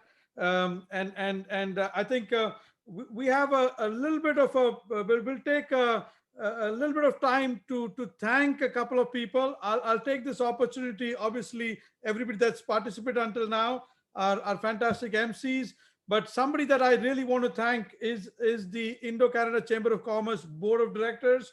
So those of you here, please take a bow. I'd like to thank Don Patel, Vice President and Director of Finance, Virender Rati, Vice President, Director, Legal Affairs and Government Relations, Mr. Tausif Sheikh, Vice President and Corporate Secretary, Mr. Sanjay Kulkarni, Vice President, Director, Operations, Governance and Business Strategy, Bhavik Parekh, Director, Membership Engagement and ITC, Vikas Sharma, Director, Small and Medium Business, Ripudaman Singh Dhillon, Director, Sponsorship, Suja Chandi, Director, Investment, Trade and Commerce, Shilu Sharma, Director, Programs and Events, Priya Dhawan Chahal, Director. So, these are people because of whom, we as a chamber exist. And these are people that have stood steadfast in their support for our initiative. And I'd like to thank all of them. I also like to thank, I think I mentioned up front, but like to mention our Oxygen for India committee again, Miss Aruna Anand, member of our committee. Thank you, Aruna ji. Ramesh Chotai is here as well. Ramesh ji, thank you. Ramesh bhai, thank you very much. We also have Dave Kapil. Dave, I saw him around here. Dave Kapil ji, thank you very much. Bhavik, I think he's also here.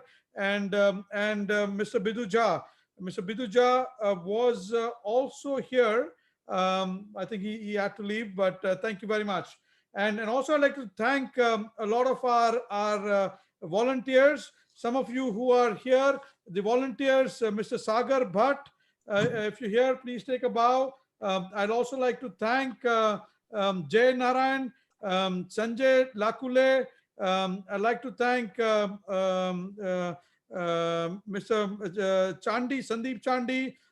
Like to thank Charlton. Like to thank Daryl.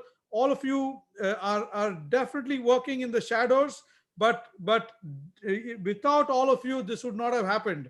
So thank you very much to all of you for helping out. And as everybody mentioned, there's been a lot of effort that has gone into this, and I'd really like to thank all of you. So with that, I'd like to hand it back to the MCs. Thank you very much, everybody. Thank you, Vijay, for introducing the board of directors. You're absolutely right. The board is the backbone. Without support of board, the Oxygen for India would not have been possible. And the core committee of Oxygen for India, I am so thankful to be part of this committee because I have seen the efforts. I have seen Dave Kapil going to and fro, Bhavik asking questions.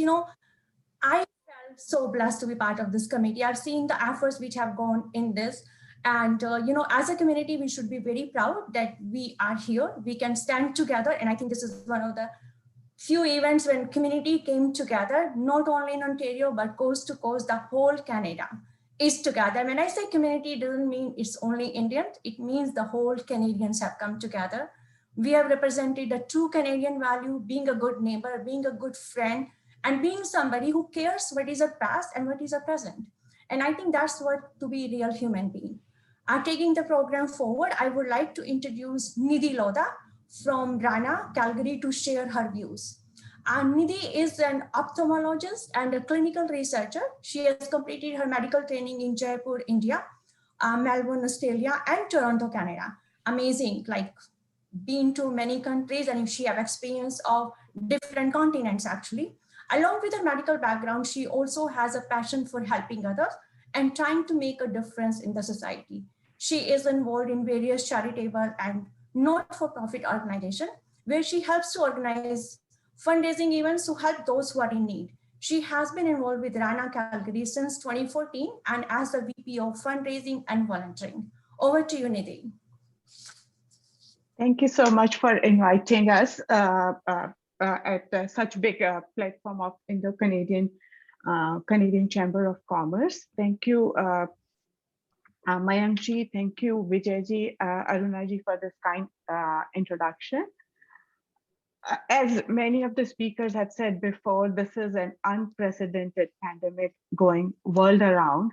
And what's happening in India in the second wave, no one could have ever thought. We can say that people in India thought that they have defeated COVID. COVID doesn't exist anymore. And it came with a vengeance. COVID doesn't discriminate. COVID doesn't spare anybody. And I'm pretty sure each and every one of us here today is affected somewhere or the other from COVID. There are so many heartbreaking stories that we have known. I am scared of talking to my parents, anybody in India, what are they going to tell me today? Do they have COVID, or somebody that I know close to me have COVID, admitted in hospital, or died of COVID in second wave? I and my husband don't have enough fingers to count how many close friends and relatives we have lost. So many of the medical faculty, paramedical staff who we studied with, we have lost.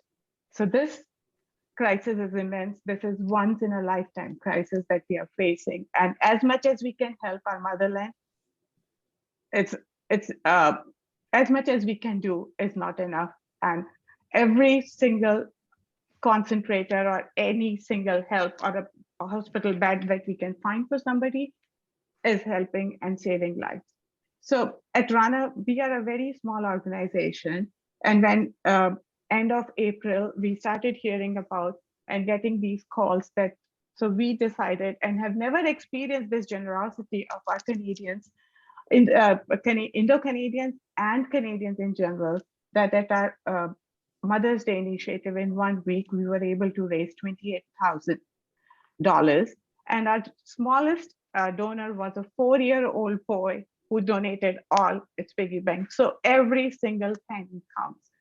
We partnered with Bay Area because, as everybody is saying, when small organizations were going, what we found that we were competing with one another for this immense, the precious resource of oxygen concentrator, and we were upbidding each other.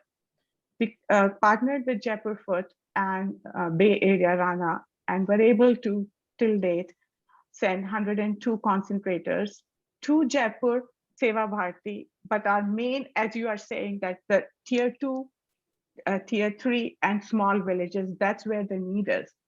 The harsh reality of COVID is that if people take people who are suffering with COVID to bigger centers, bigger cities, the relatives have to go with them, and they also get infected. And so we are hearing these heartbreaking stories where whole family is suffering from COVID. Kids have lost their parents and have become orphaned. There is another crisis coming. So this is an ever-evolving problem that we are going to suffer. People are now saying, oh, there are enough concentrators in India, there is enough oxygen. No, it's not, because the smaller villages, people are still dying and waiting for concentrators to come, because we can save these lives. So right now, what we are concentrating, and we hope that with the help of Indo-Canadian Association, we can send not only the oxygen concentrators, but oxygen monitors and a pulse oximetry, etc., so that these people can be treated by telemedicine in their villages and don't get infected, their family members don't get infected, and then they don't bring infection back home and make situation more worse. And what I learned in this thing is, if you are a one big organization, you can achieve more. And here $1 goes a long way, because instead of paying $300 or $400 for a concentrator, if we go separate ways, we're going to pay $500 or $600. So if we are together, this $300 can go a long way. So I, on behalf of RANA Calgary, make an appeal to each and every one of us, Indian Canadian or Canadians in general, please donate whatever you can and help Indians, people who are suffering, who are in this dire need. The concentrators will be needed now, and the patients who have left hospital, some of them will need for 3 or 4 months or 6 months. And we can reuse the concentrators, and especially people don't realize that how hot it gets in India, that oxygen cylinders in small villages can burst and create another tragedy. Whereas these concentrators can help people continuously generate oxygen for long term, and they have long battery life. So even when the electricity is not there, people who need this precious oxygen can still survive because they are running on the battery. Because we in Canada take electric supply as a given. We get electricity 24/7. That's not the reality in India. This need for oxygen will go on long. And thank you so much for Triple ICC. Pleased for inviting us and for doing such a good effort for our fellow countrymen, our Janam Bhoomi. And for our Karam Bhoomi, I would make an appeal to each and every Canadian to please go get vaccinated, because this is our way out. We see some vaccine hesitancy, and vaccine hesitancy is coming from a fear of unknown. Even in our community, we see in some sectors of Calgary also. So please go vaccinated, get out of it. And we are almost at the end of the dark tunnel of COVID. Thank you so much. Thank you very much, Dr. Loda, and you're an ophthalmologist, so you have a clear line of sight on all things and all perspectives. So thank you for that. I now invite Prashad Nair of the Mississauga Kerala Association to share his views.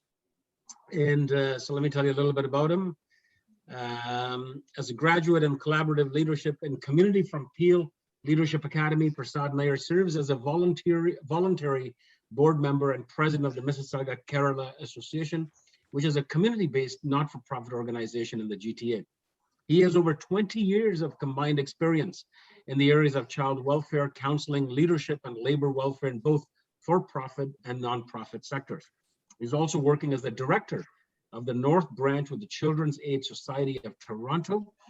Prashad Nair has a Master of Social Work and Bachelor of Law degree from India and a Master of Social Work from York University. He also possesses leadership certification with Schulich School of Business, Smith School of Business, and the Prosky Certified in Change Management. Please welcome Mr. Prashad Nair. Thank you, Jake. Thank you, Jake Ji, and thank you, Vijay Ji, and Aruna Ji, and Mayan Ji, and other distinguished leaders. First of all, let me offer my deepest condolence and sympathies to everyone who have been affected with COVID-19. This is a pandemic that has touched all of us at different levels. And this is a pandemic has devastating effect on people in different levels too. What I mean by that is this pandemic, even though it's not differentiating rich and the poor, it has a significant impact on people who have no access, who don't have adequate access to healthcare, which I mean by that is poor. We all know that India, my homeland I came from, we have almost a huge disparity between the rich and the poor. The rich in India are richer, and where the poor in India are poorer. So this particular initiative, I'm very much interested, and I told Vijay the noble cause that I really like to associate, and my organization, Mississauga Kerala Association, also like to associate, because we are partnering with agencies with the ability to move mass relief. In a country like India, you need agencies with that structure.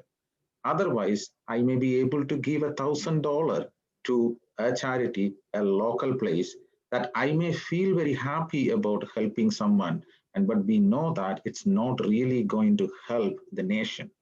At this point, what we really need to do is rebuilding the health infrastructure of India.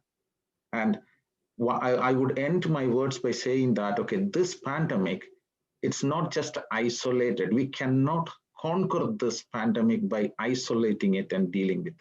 What I mean by that is, I know Canada, my country, is in the forefront of vaccination. By vaccinating everyone in Canada alone, we cannot come out of this until each and every one is out of the clutches of this virus. we are not safe. And India has 1.4 billion population. And India sends its sons and daughters across the globe. So what's the best way of conquer this disease is to fight the disease where it's having the most devastating effect. That's currently is India. So I encourage all my fellow citizens to please consider at least $1, $10, $100, at least 1 hour of your wage for this noble cause and support this. This is not about anything personal. It is about humanity in crisis, and we are trying to support. Tomorrow, I may see the similar call for Africa. I may see the similar call for another country, and we should be there. And we were there always to support the humanity, because India is the cradle of humanity. And this is the time India needs all our support. I plead and humble plead to everyone to please support India during this time, and together we achieve more. And I see a bright future ahead of us. And I will end by thanking all the healthcare professionals across the globe, really trying hard to fight this illness, and also all the authorities, government officials who have been working 24/7 to counter the attacks of this pandemic. And I wish all of you the great success, and I hope that all of you will have continuous courage and energy to fight the required fight. Thank you. Prashad Nair ji, thank you so much for those meaningful words. They were just absolutely wonderful and so well shared and said. Thank you so much, Mr. Prashad Nair. Thank you. I now invite Ryan Punambulam of the International Association for Human Values to share his views. Dr. Ryan Punambulam is the Vice President of the International Association of Human Values Canada. The International Association of Human Values, the acronym is IAHV, offers programs to reduce stress and develop leaders so that human values can flourish in people and communities. What a great initiative, great organization. It fosters the daily practice of human values, a sense of connectedness and respect for all people and the natural environment, an attitude of nonviolence, and an ethic of social service. Its programs enhance clarity of mind, shift attitudes and behaviors, and develop leaders and communities that are resilient, responsible, and inspired. Please welcome Dr. Ryan Punambulam. Thank you so much, Jake, for the warm welcome. I always say that I'm better looking with my mask on. So I should take my pictures with my mask on more frequently. Not true. You look great. I always tell people I was there in the beginning. As a neurointensivist, my hospital was among the first impacted in BC with COVID-19 in Canada. And I remember meeting with my team in our morning huddles, and we were coming up with contingency plans. But what will tomorrow bring? Are we going to admit 10 patients or 10,000? How are we going to care for them? How are we going to care for each other? And will we have to turn patients away? We were absolutely terrified. One thing I'm going to be quite clear with all of you today and everybody listening is what is happening in India could have happened anywhere, including here. A highly infected variant, high population density, low vaccination rates, a crumbling health infrastructure is what's causing those daunting numbers we see today from India. The other thing that COVID teaches us is that the world is small. You know those little lines you see on your map? That's meaningless. We are one world and we're one family. When one suffers, we all suffer. As Jake mentioned, my name is Dr. Ryan Punambulam. I'm Vice President of the International Association of Human Values. IHV was founded by His Holiness Sri Sri Ravi Shankar and is an international NGO with special consultative status with the United Nations Economic and Social Council.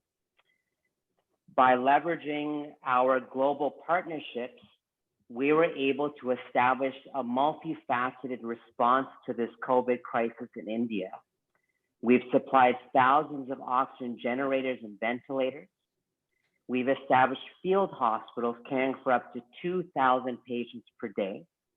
And very soon we will deploy a mobile vaccination unit able to deliver 2 million vaccinations to the highly marginalized and highest risk populations in India.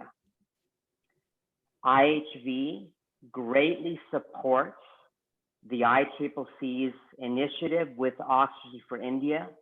We're extremely proud of what you guys have done, and we're there to support you all the way. India has given the world so much. Now it is our job to give back. Once again, we're here to support you. We have your backs. Together, we will get through this. And thank you again for including me in this important initiative. Thank you, Dr. Ryan. It's amazing to hear straight from the mouth. I can imagine what you have to go through to see the patients in the hospital, how hurtful it must be to plan your morning meeting with how many patients you're expecting today. But thank you for your services. The community as a whole really, really appreciate our frontline heroes. And now it's time to invite Salvin Koleko of the Goan Overseas Association of Ontario to share his views. Born and raised in Goa, India, Salvin Koleko immigrated to Canada in 1996 in his 20s with just $700 in his pocket and a strong will to succeed. His early years as a new immigrant were not easy, but he says hard work, integrity, grit, and determination were the keys to be success. It is a calculation that obviously worked for Koleko. Today, he is the Chief Data Officer of Toronto Stock Exchange, TMX Group, responsible for building our enterprise data capabilities and monetizing analytics. He earned an MBA from Richard Ivey School of Business in Ontario. Koleko now shares all these tips to be successful with others as a volunteer career mentor and a president of Goan Association, a not-for-profit volunteer-based community organization. For his volunteer efforts in serving community, he received in Canada 150 Sequential Award. Welcome, Salvin, over to you. Thank you, Aruna, for the great introduction. Good afternoon. First and foremost, thank you for inviting me to speak here today. And on behalf of the Goan Overseas Association and the Goan community at large, I would like to applaud the Indo-Canada Chamber of Commerce and President VRAJ Thomas for this monumental endeavor to help with the current crisis in India. The pain, the suffering, and death we see taking place in India is unimaginable. And in times as these, when we see our own families and friends impacted in India, it seems like whatever we do is just not enough. And we find ourselves helplessly watching the situation from afar. So hats off to Vijay and team for making this fundraiser a reality to help those impacted back home in India and as Indo-Canadian community, whereby we all as individuals can contribute towards this cause. I would also like to mention that back in November, December, as a Goan community, we initiated a fundraiser across North America in collaboration with over 15 community associations across Canada and US known as the Goa Outreach, primarily focused on COVID relief for Goa during the first wave, whereby help was provided in providing provisions as groceries, PPEs, eye camps, smartphones for students in remote villages, focused primarily on the less fortunate. Now, Goa is not just in the hearts of Goans, but all Indians from all other states as well. And we all at some point in time have visited Goa, and when we speak of Goa, when we mention the name Goa, there's a smile on everybody's face. So we do have a vacation or two during the year. In December and January, Goa was flooded with visitors from all over India and other states and other countries too, given that there were minimal restrictions. Today, Goa has the highest positivity rate of over 50% of COVID cases. That means every 2 people tested positive, one of them was tested positive. That's the highest in any state in India. Things are improving, but slowly.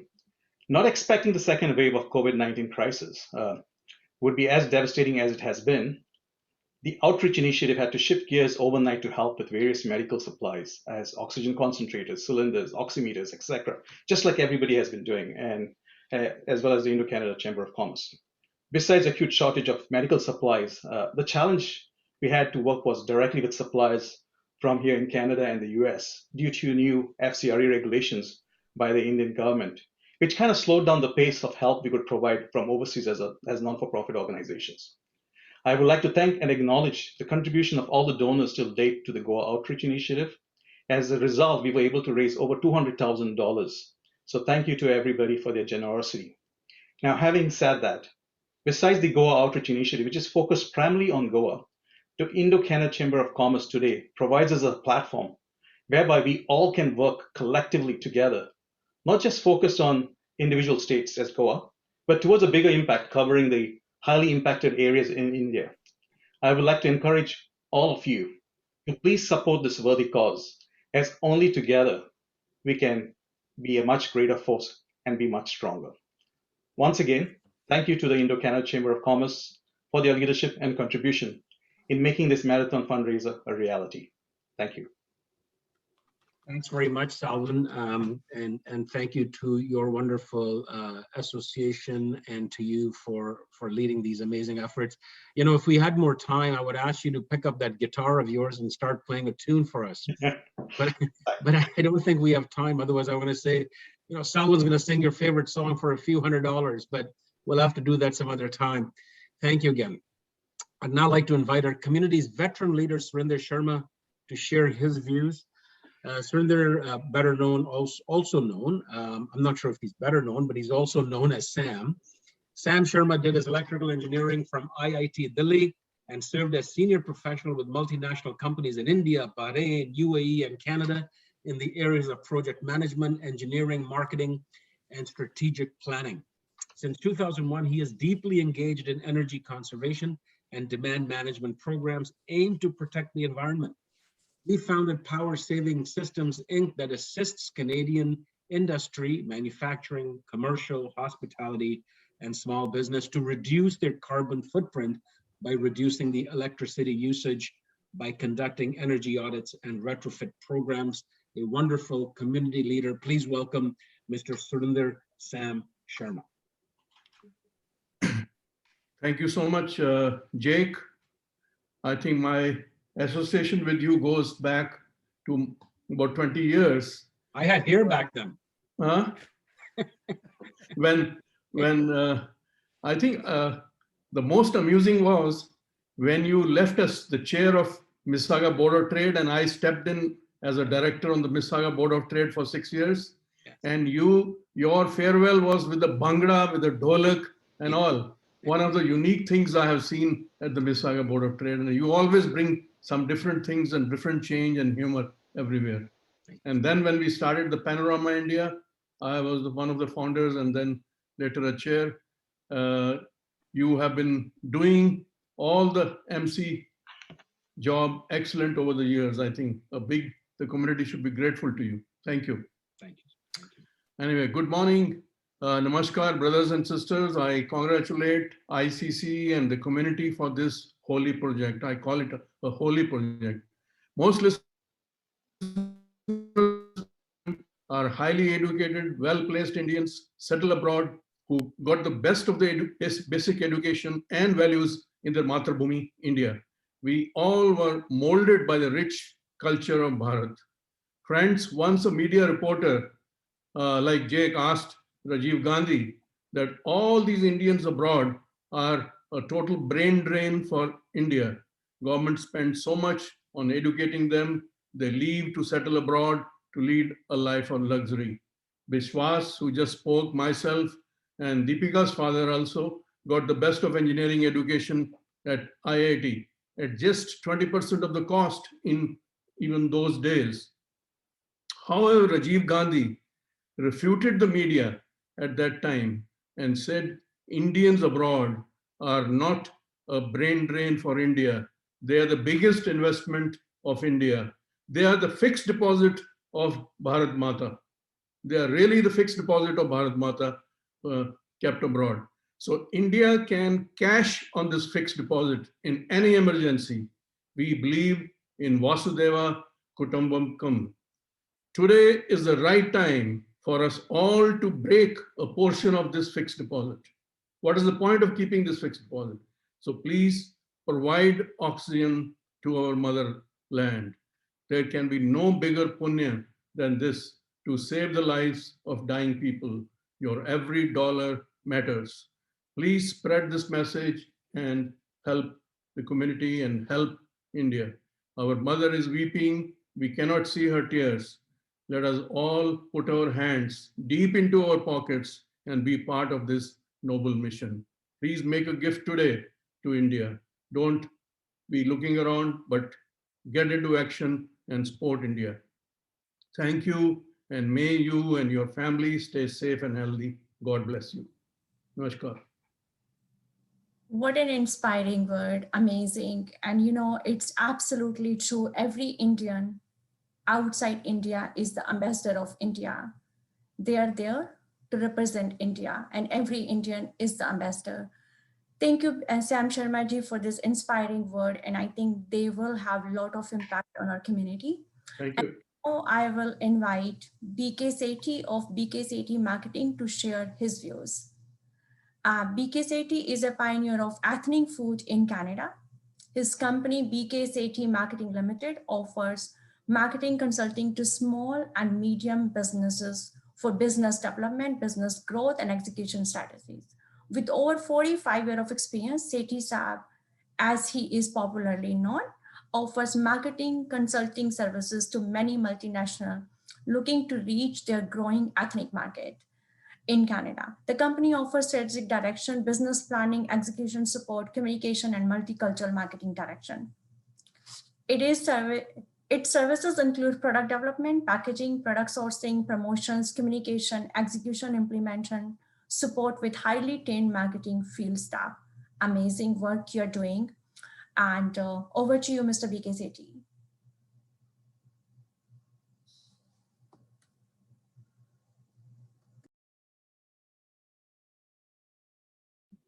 Sethi Saab, you're mute.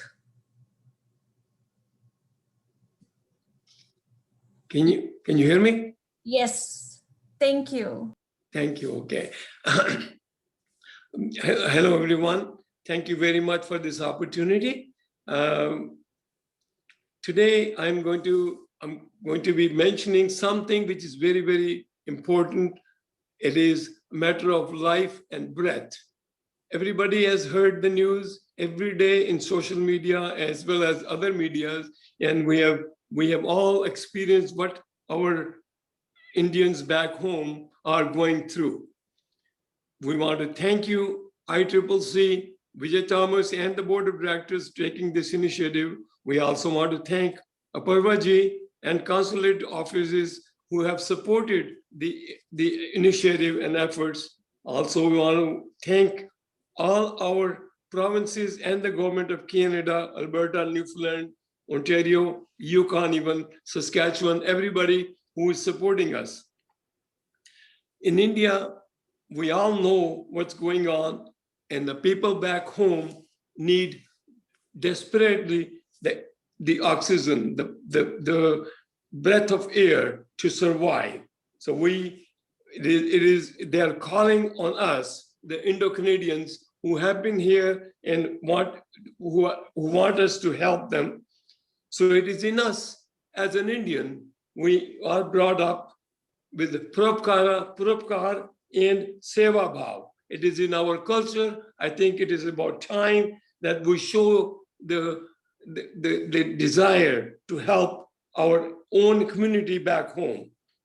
So please open up, give help to those who are in need at the time they need the help.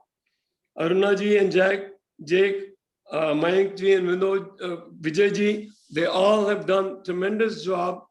Now, I have contributed myself, not only to this, as many as people, anybody who asks me, I have done as much as I can. But today, I take this opportunity to challenge all individual contributors to come up and donate as much as you can, all individual, till the end of today, 6 o'clock. I will, and Vijay, with Vijay and me, we will top up with one for every $10, we will add one. So if you give $1,000, we will add $100 from me and Vijay. So that was the additional incentive for you people to contribute. All individual contributions by 6 o'clock today will be topped up with 10 plus 1. Every $10 will be added with 11. So it will make the contribution an extra 10%. So please open up, challenge us. It is open to you guys to help us. And we are encouraging you, all the individual contributions till 6 o'clock today. We will add 10% more to your contribution. So please help. And we thank you everybody for the effort so far. And please keep it up. It is not over till it's over. The people would need help, oxygen to survive even after the pandemic is gone. So please continue helping as much as you can. We know you can, not $1, not $10, not $100, whatever you can, please help it. It's all going direct to the 2-tier areas and the 3-tier areas of India, which is in dire need of that. And they are actually, you know that it is very expensive for healthcare in India. We are lucky here, but those people are not that lucky. So please open up, and thank you for your contribution so far. And we're looking forward to your help always. Thank you. Thank you for everybody. Thank you. Thank you, Sethi Saab. You heard it, folks, from Sethi Saab and Vijay. Again, the 10 plus 1 offer. So if you donate $100, and with their 10 plus 1 donors, we'll add $10 to your donation. So we can get more money out of Sethi Saab and Vijay's pockets. That's great. And they don't mind doing it. It is their pleasure to do it because they know that it is the right thing to do and going to a right cause. So thank you very much to Vijay Thomas, as well as to Sethi Saab for this initiative. And thank you, Sethi Saab, for your role as a visionary and a leader in the food and beverage industry, in the grocery sector. You made so many visionary changes, which is absolutely fabulous. And as a side note, thank you for being an advisor on the Omni Advisory Board as well.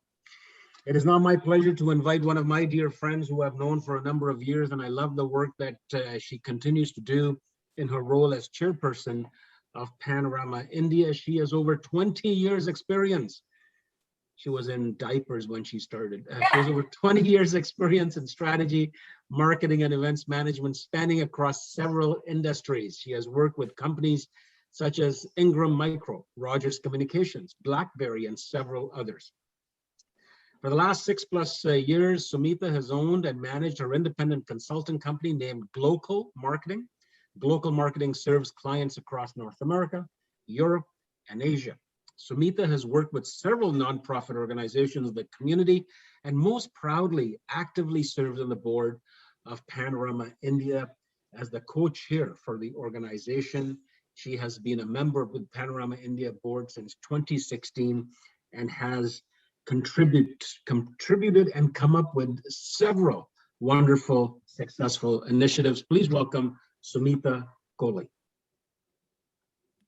Thank you, Jake. First of all, I want to begin, of course, by saying that while with this fundraiser is happening, and it's such a commendable coming together of our community, I do want to pass on my condolences to many who are losing people actually daily. We're getting updates on a regular basis. It's almost like in fear. You live that the phone call is going to come, and now who's it on the other end? I know most I know around me are living in the same way. I want to commend Indo-Canada Chamber of Commerce and Vijayji, and I know Ramesh Tataiji, you've been behind a lot of the efforts that have been going on. I want to commend the way you brought this together and more importantly, that the execution plan of this fundraiser makes sense for what we are looking for. I think many of us, when all of this started to happen, wanted to help. And there was so much information out there. Nobody understood how to help. How will actually money get to the people that needed help in India? How will oxygen get to people in India? And what I find and very commendable is you guys have thought this process through. There's an actual plan at the end of it. People are going to get resources at the end of it. That I commend, and I thank you for doing this effort. This is who we are. Canadians come together in crisis. And that is what I'm so proud of, who I've been raised as. Family back home, while culture and heritage makes us love India, our families are connection. They are our home. Our friends are our home. And I know, watching in the last 3 to 4 weeks, how helpless we have felt here. Having watched a lot of our family friends who have parents in India, and they could not do anything for them when this crisis had happened. It wasn't even about money at that point. It was just a matter of getting access to resources. So what I hope more than anything else, that everybody watching today does take the time, they give that extra dollar. It is going to reach the people that need it. And I think the effects of this are not short term. These are long term effects. People have lost family members. There are entire individuals who have wiped away, and they're going to be people that are going to have a very, very difficult time after this. I'm amazed at so many companies that are stepping up now and saying, if we have employees who've passed away, we're going to support their families, post this. That is what humanity is about. It's remembering the people in crisis and being there for them. I think somebody here earlier said, we're all connected, right? We're not just in Canada. This is a global pandemic. We're all connected. We are threads to each other. So when that family member loses somebody, us trying to help them is who we are. It's what we do. So I do want to commend you for that. I am amazed at the work that has gone on as I was listening behind the scenes. I'm so proud of hearing all the work that this community is doing. And I hope that we continue to do that. I go back, and I think Vijayji, you mentioned this is something you guys are going to continue to do as long as it's needed. We're all here to support you. We will do what we can in this crisis. For me, what I think the hardest thing in watching this is how helpless you become. When someone gets COVID, if you just look at the first step, you get isolated. That's actually the first thing that happens to you. So when I was even listening to individuals in India, nobody was even able to come to help them at that time. They were living off phone calls. They were trying to contact, in fact, family there was trying to contact here. People from here were organizing oxygen. Can you imagine in Delhi for them, trying to get some resources, medications? They couldn't find medications. And unfortunately, in many cases where somebody didn't make it, even the steps that needed to happen after were horrifying to watch for them. So I hope that we don't come back to this helpless feeling again. I think somebody said this today. This pandemic is not an isolation. I think it's an awakening. It is an awakening that we have to change the way we think. I think somebody also mentioned today India's infrastructure, health infrastructure. There's an opportunity for that to evolve. I hope that this is a learning for us to evolve. I think within even Ontario, we are hearing that this is not an isolated. We are preparing so that when something does happen again, we will be ready. We have to be ready. We have to learn. If we don't learn, then we're not doing a good job during this time. So I do want to say thank you to Vijayji. I want to thank the entire Indo-Chamber of Commerce Board. Thank you for inviting us on behalf of Panorama India. As chair and as our entire organization and our board, everyone on our board is touched. Everyone is doing what they can in the community. They're helping as much as they can. We will make sure this is reshared everywhere that we can. And of course, anything you need, we are all family. We're all one, and we're here to help each other. Thank you, Sumita. It's amazing. Thank you for your leadership, and your words means a lot. You're absolutely right. COVID has taught us, only thing certain in life is uncertainty. And, none of us is safe until everyone is safe. And you're so right. When somebody is sick, the first thing is we want to go and ask the person how they're doing. We want to sit next to them. And with this COVID, even with our own family member, if somebody gets sick, you cannot go to them. You avoid meeting those people who have COVID. And that's what it is. And that's the reality of life. And that's what we learned. And I think it's the time, it's the alarm for all of us as a human being, that the definition of being human have changed completely. We have to get out of this, different silos, and it's one. The common topic all over the world is COVID now. And isn't it amazing? It doesn't matter you're developed country, underdeveloped country, developing country, European or whatever. Everybody's talking about one thing, which is COVID. And I think let's take this alarm, let's be together and help each other and make sure whenever this pandemic comes, we can't avoid the pandemics, but we can work hard to make sure that we are together, we can help each other. Thank you for Sorry, one thing I do want to add is, despite all of the darkness we are seeing, there are heroes coming through this light. I have heard of stories where people's family couldn't help them, but neighbors are coming and are not afraid of getting COVID, are trying to help them. This panel today is heroes. And I do want to recognize that, stepping up, putting the effort in, because many of us can talk about it, but putting the actual infrastructure in place, bringing everybody together, that in itself is very heroic. And I want to commend that. And I do want to say that this also needs to be remembered, that we can do this. We have the ability to do this. And I think somebody mentioned larger organizations coming together and finding an infrastructure does work much better to get the resources into India versus, I know many are trying in isolation right now. And I think it's great, but I do commend that. And I want to thank you guys for pulling this together and pulling an actual plan and a process together to get things in place. Because that was, I think, my number one understanding I was trying to do from the many, many fundraisers that I have seen happening. I was so pleased to see that you had actually a tier 3, a tier 2, like you had thought it all the way through and getting it to the people that actually need it the most. They're not getting the resources. So apologies for interjecting, but I did want to mention that part. No, thank you. You know what you said is so right.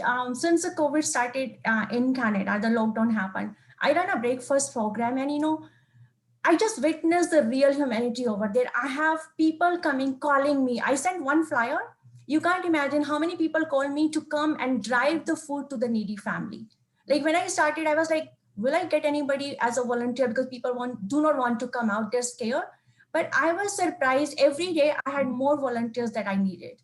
So there is a big silver lining in COVID that, we're together. We used to boast of that we are together is stronger. And COVID has shown us that is actually truth. It was like a test for all of us. And I'm so proud to say that we passed this test. We proved it. It's not only in the words we are together, in action we are together.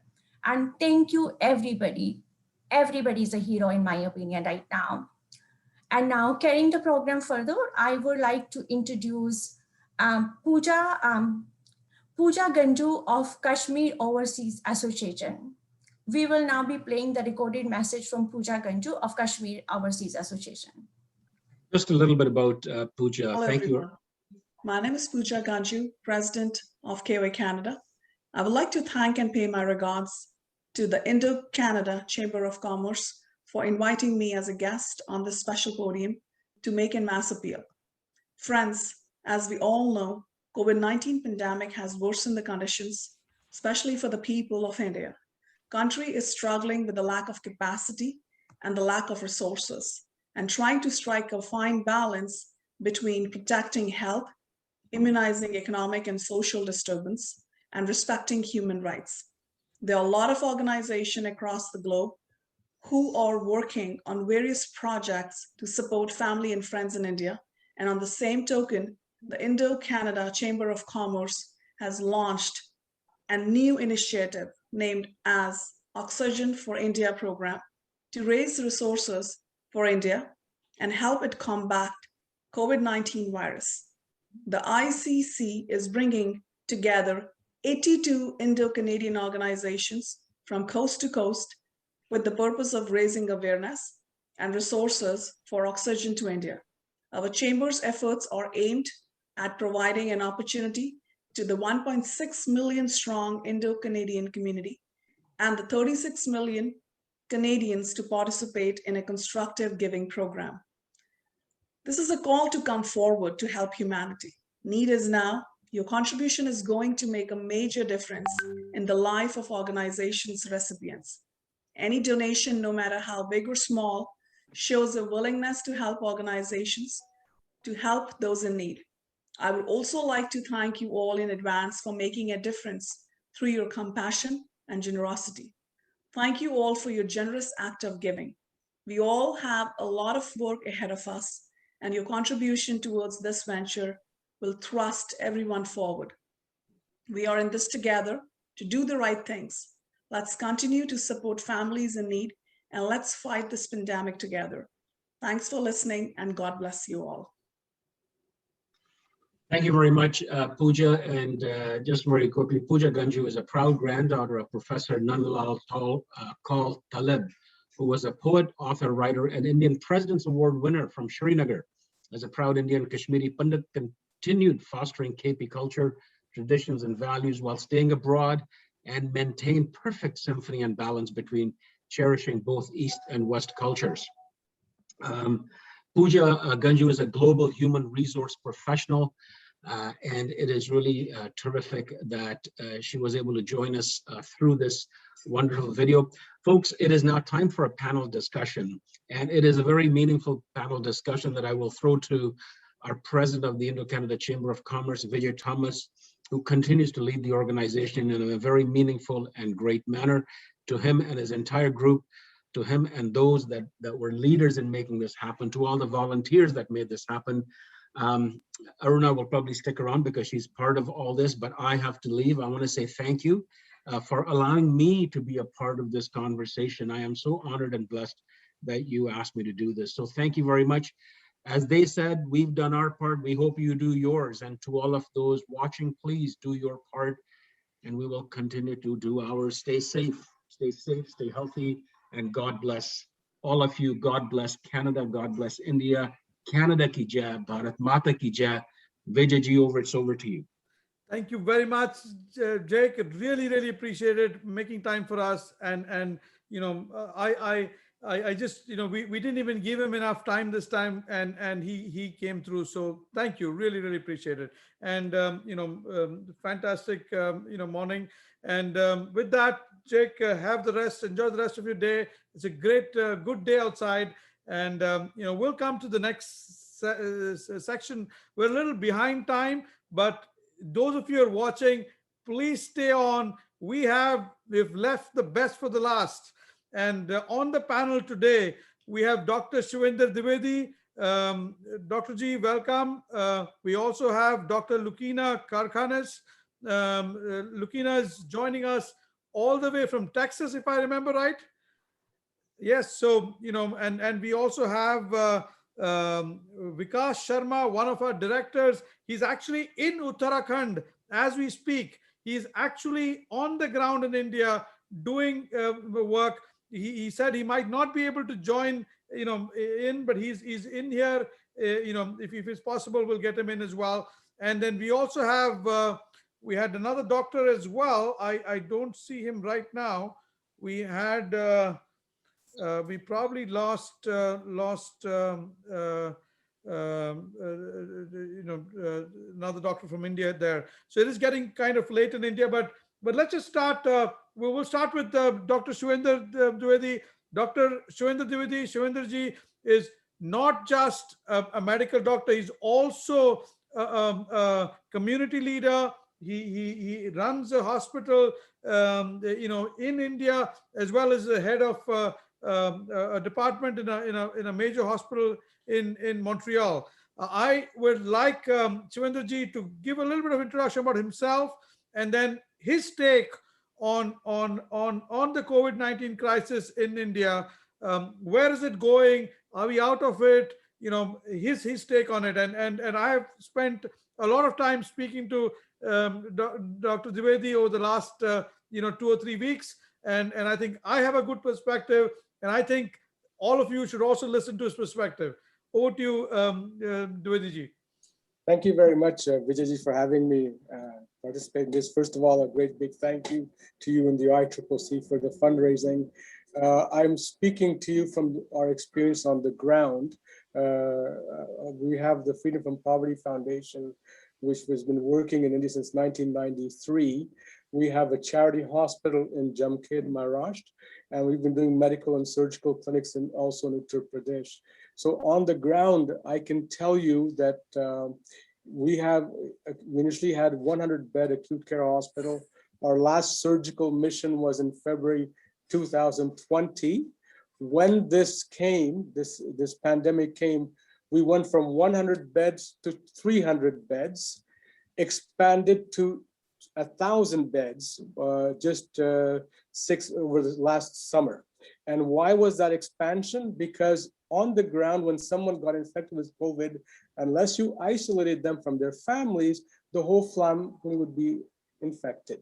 So as one of your speakers earlier said, it spread like wildfire. So one of the things we do is to isolate people as much as possible. Now, where are we going with this? The second wave came, as other speakers have said, it was unpredictable how bad it would get. The infrastructure was overwhelmed.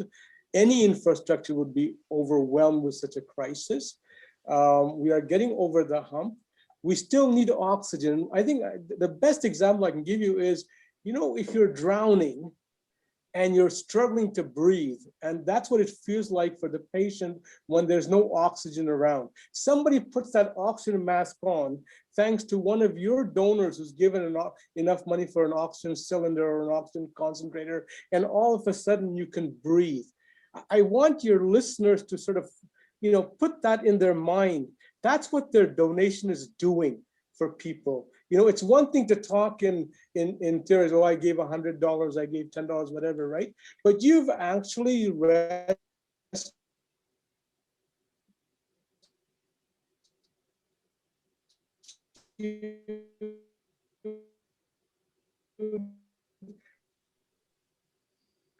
a drowning person who's breathing at 32, their feeling of security that, oh, I can breathe. I'd like them to put that in perspective, how they would feel if they were on the receiving end. It's one thing to give, but if you were on the receiving end, drowning, can't breathe, and because somebody reached into their wallet and gave them money, now you can breathe. That's the feeling that people should be thinking, and that's why they should be donating to this. We have shifted because now other people are saying, well, the crisis is over, why are we still taking away oxygen? The crisis, the second wave is less, no doubt. Went from 420,000 cases down to 186,000 cases as of yesterday. So cases have come down, but these oxygen concentrators, the cylinders, they are to increase the infrastructure capability when that third wave comes, because you and I both know that a third wave is going to come at some point down. Canada has its third wave. India will get a third wave as well. So the money that, if you think, oh, we don't need the money, yes, we need the money. Why? Because we're going to build the infrastructure in those hospitals to have that oxygen capacity.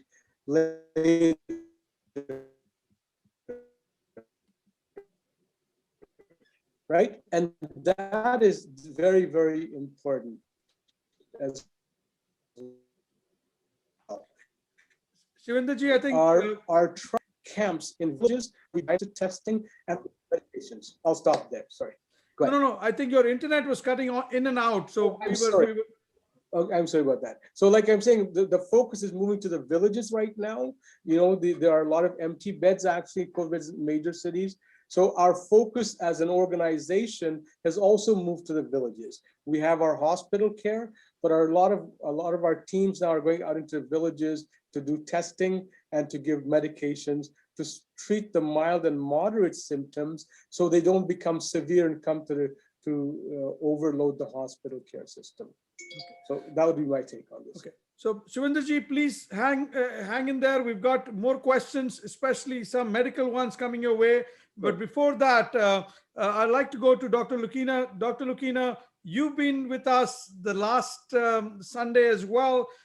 So, from last Sunday to this Sunday, your thoughts on what has changed. You've got, years on the ground in terms of what's happening in India. You've got years on the ground in terms of, the COVID, the strains, things that are changing itself with the COVID, the pandemic itself. So would you want to just enlighten us, on your, from where you sit, from your perspective, what's changing and what is the same? Thank you very much. I really appreciate the opportunity. Thank you to the ICCC. I'm an immunologist in San Antonio, Texas, and very closely connected to the COVID efforts here and in India. And we are seeing that India is trying to get ahead of the pandemic. The cases at one point, the highest was 250,000 cases a day, 275 new cases a day. That's come down to about 186,000 or so. So we are trying to get there, right? It's unfortunate. What happened was there were infectious variants that emerged in India, especially the one that's called the B.1.617, which has 3 mutations in the spike protein. And then there was some rise in unrestricted social interactions because of various reasons, cultural reasons, and various other factors going on there. People felt like they could go out and they could be out and COVID was gone. And that was an unfortunate misconception. And at that same time, there was low vaccine coverage. And so now, while we are trying to get vaccine coverage to increase, we need oxygen. The WHO estimates that India needs at least 13 million cubic meters of oxygen every day to get ahead of this pandemic. And we just need to keep people alive. I mean, there is no good way to lose a loved one. Like most people here, I have very closely seen the impact COVID has on close family and lost close family members. And there is no good way to lose a loved one. But this is an especially terrible way. You cannot help them. You cannot do anything for them. You cannot even see them literally when they're in their last moments, and you cannot see them after even. So many people struggle to even get access to testing, and so many deaths are unregistered that we are saying that the death toll and the case toll is being underestimated by a factor of 4 or 6 even. So this is the main thing. I really commend the ICCC for this effort for Oxygen for India. We need to keep people alive. I mean, we are human beings. This is a question of the survival of our race. We are not cattle. We are intelligent species. We just need to stay alive long enough to get vaccination and get help and get above this. And oxygen is the way to go. Definitely, it's a very basic life need, like Dr. Dwivedi said. It's a terrible feeling to not be able to breathe, and then somebody is able to breathe, and that is exactly what your efforts are doing. And I think this is a great cause. Yeah, thank you very much, Dr. Lukina.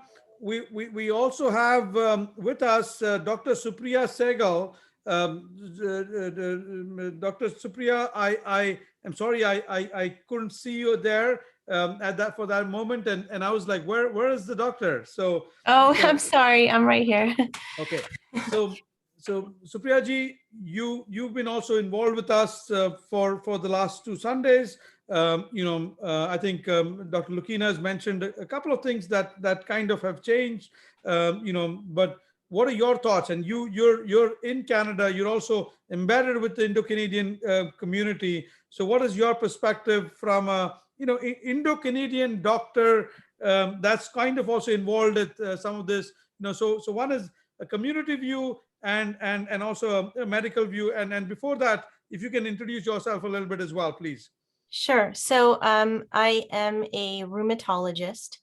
I did family medicine as well in Toronto. So I've had the advantage of seeing patients in acute care settings, but also what happens in, bereavement processes long-term during my primary care training. First of all, what Dr. Lukina said, I agree with everything she said 100%. She's absolutely right. We are completely underestimating the numbers in India. We just don't have the ability to determine who has COVID in some areas. And when patients die at home or die because they can't afford the cost of even the ambulance, let alone an oxygen cylinder, they do not make it into the registry.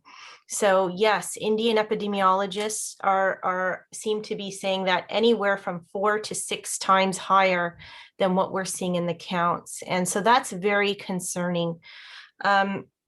You know, as a physician myself, you know, I have been in a position, I did my internal medicine residency at Parkland, which is a very large public hospital in Dallas for people who have no access to care. And I have been once in my life in a position where I saw a patient suffocate to death because they did not have access to a ventilator. And I've never forgot it. And now we're seeing this on a scale of thousands and thousands of people. We cannot allow that to happen. Not just to put one patient through that unimaginable torture, but on this scale, we cannot have that. And also, as a physician who's done primary care, not only have I had to deal with the fallout, not just acutely in terms of depression, anxiety, panic attacks at night, post-traumatic stress disorder from patients who have suddenly lost a family member, but also feelings of enormous guilt for not being able to help their family member. I have seen children grow up with permanent psychological damage from losing a parent. And in fact, there's medical literature that suggests that the greatest trauma a child can go through, number one, is loss of a parent.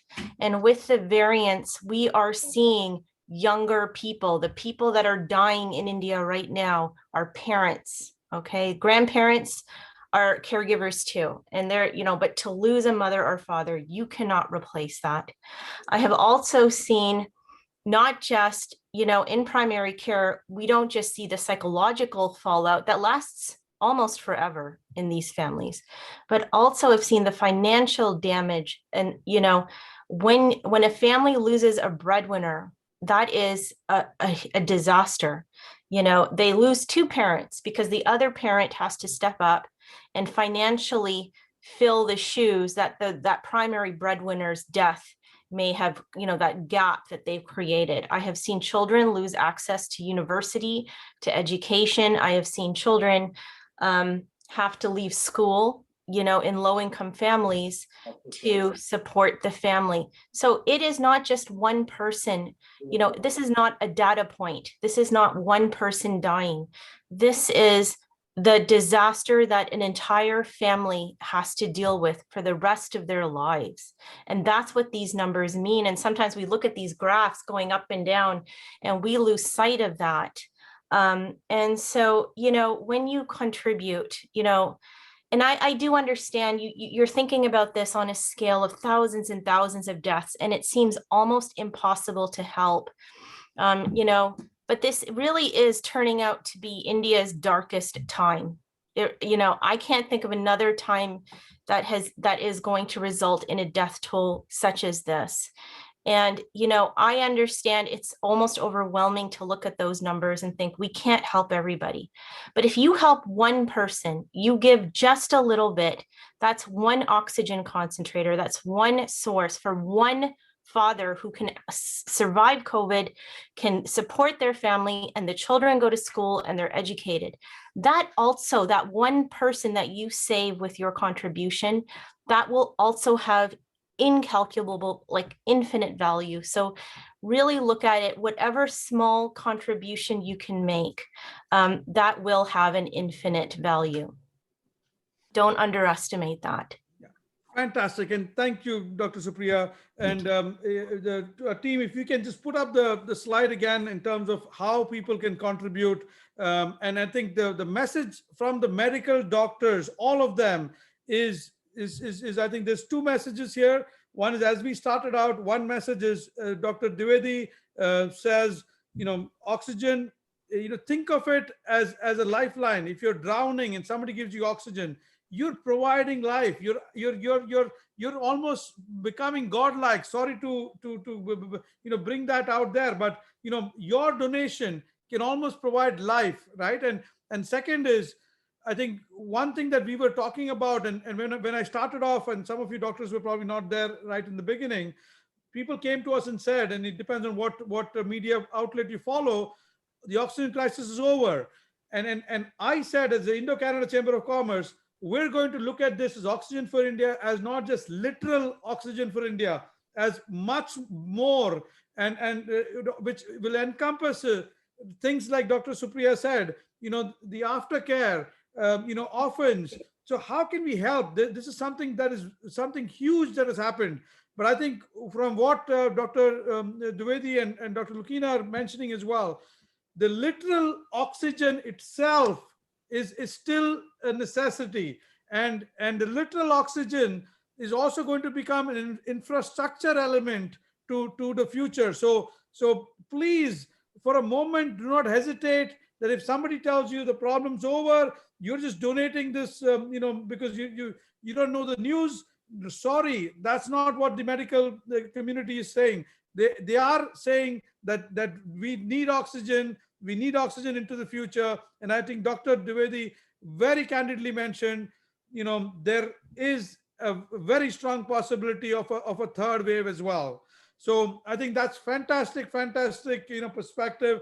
Those of you who are watching, the number to call 1-888-3-INDIA, or if you're wanting to donate, go to the ICCConline.org or oxygenforindia.icconline.org. So very, very simple to donate. Please pick up the phone or please go to the website and donate. With that, I'm trying to see if I can get my colleague in India. He is in India. He probably is not. I'm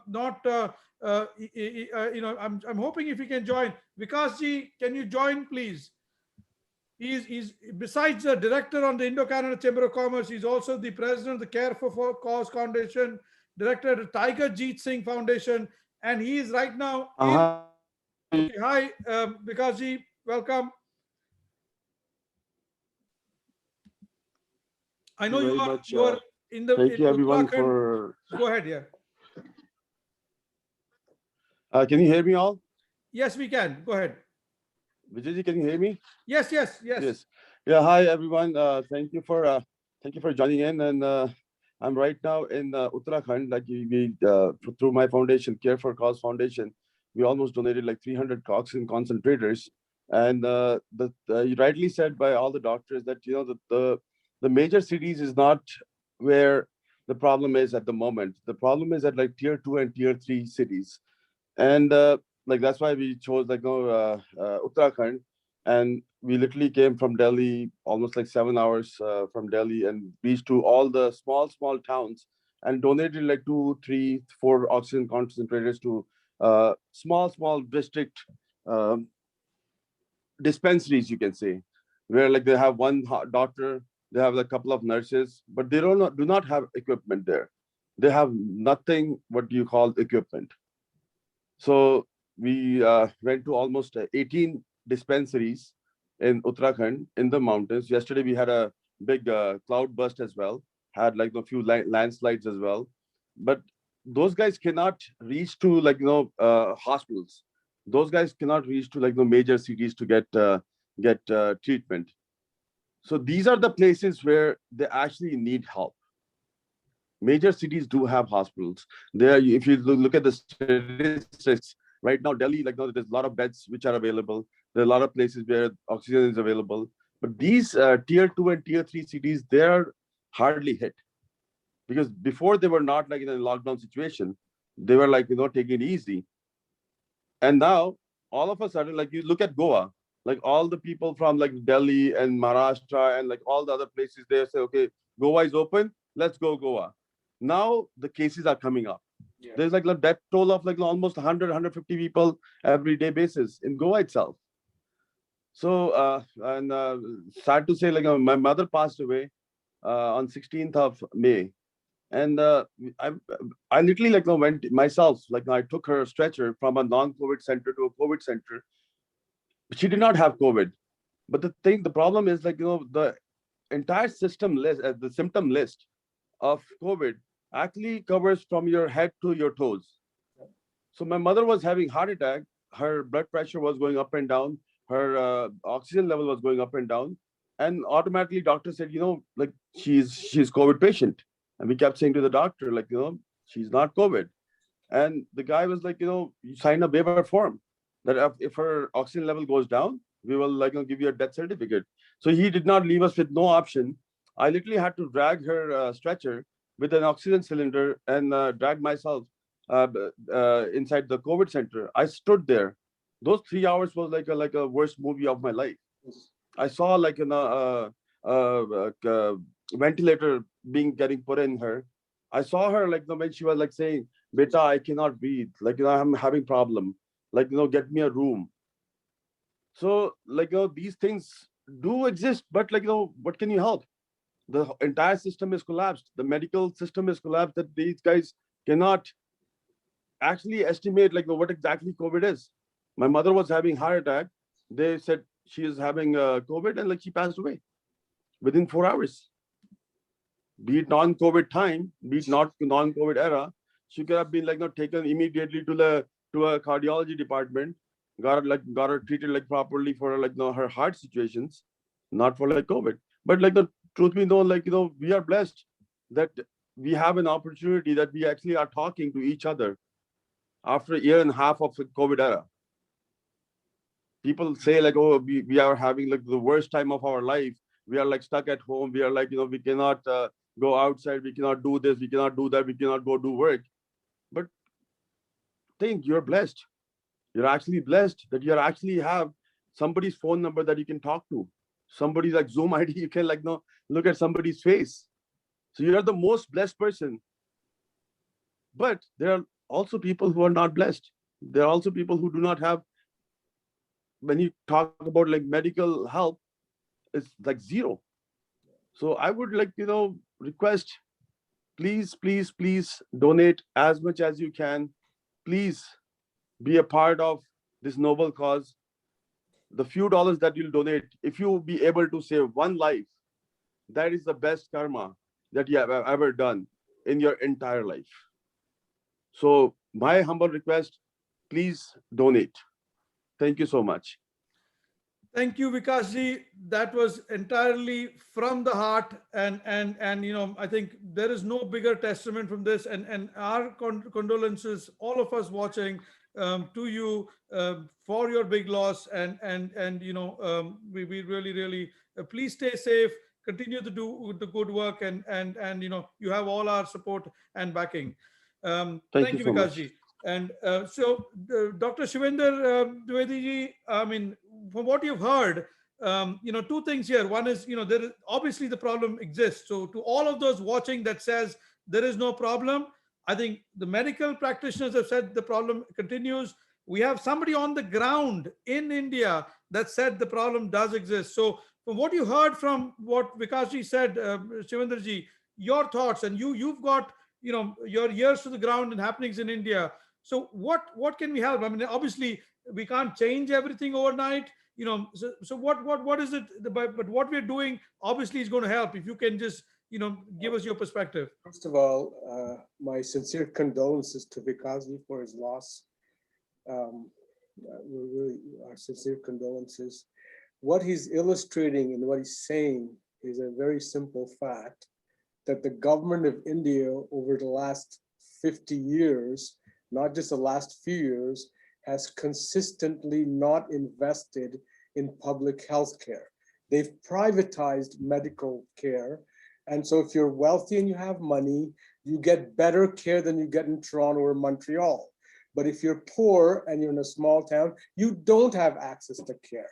That's why our foundation, Freedom Fighters, has been for the last 30 years to provide access to healthcare and education, because that's the need of the hour. That being said, what can we do as Indo-Canadians? Right now, handle the crisis. Give as much as possible so that we're ready for that third wave when it does hit in the second and third tier cities, number one. The other thing we can do on a longer term basis is try and hold the governments, and these are state governments, not the national government, because healthcare is a state subject, hold them accountable.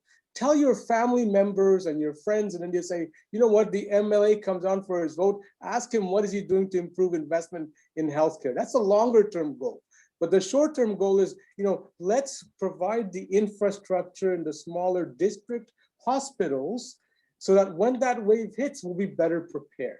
Now, Rameshji has asked a question to rise up on fungal infections on the chat. So I would like to answer that if I may. It's not just the overuse of steroids. It's also the fact that the COVID patients, I think Dr. Lucchina is probably a more better expert than I am being an immunologist, but the fact is that their immune system is weakened in COVID patients, and therefore they're more susceptible to fungal infections. And that's, so I'll leave the floor to Lucchina to answer that question in more detail. But the bigger problem in India is there is no prescription system. You go to the medical store and say, give me, this is what I have, and they'll give you a whole slew of antibiotics, which are 90% of the time not needed. And so there's a lot of resistance to antibiotics that's also going on, and that's a public health issue. Maybe Lucchina, you would like to answer in more detail Rameshji's question about fungal infections.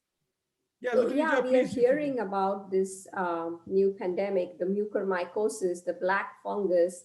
And so fungus lives in all of us. We are colonized with fungus at all times, and we never suffer from it because we have healthy immune systems, and our immune system keeps it at a low level, and that's it. It just stays there. It never bothers us. But with an infection like COVID, so that the coronavirus, the SARS-CoV-2 protein actually has certain proteins that cause our immune system to get sabotaged. That's the best way to put it. It makes our immune system unable to function. It's like a war, and this is kind of their back end, the Black Ops team sabotaging the enemy's soldiers, and then you become susceptible to other infections and to the fungus that has all your life never bothered you. And of course, it's correct, indiscriminate use of just Googling or getting on WhatsApp what you need to use, and you know, you're not a doctor, but you just go and start taking all these medications, prolonged use of antibiotics, steroids when they're not even required. That doesn't help. On top of it, when you have an infection that's already damaging your immune system. So in addition to COVID, now you're suddenly susceptible to every little bug and fungus that's going to be in the environment, especially since there's no investment in public health. There is always a backlog with cleaning and disinfection practices, even in medical equipment and oxygen equipment. And that has been another big problem there, where the equipment used by people when they had COVID actually had fungus in it. And it was just, there was a backlog. Nobody had ever bothered to clean it.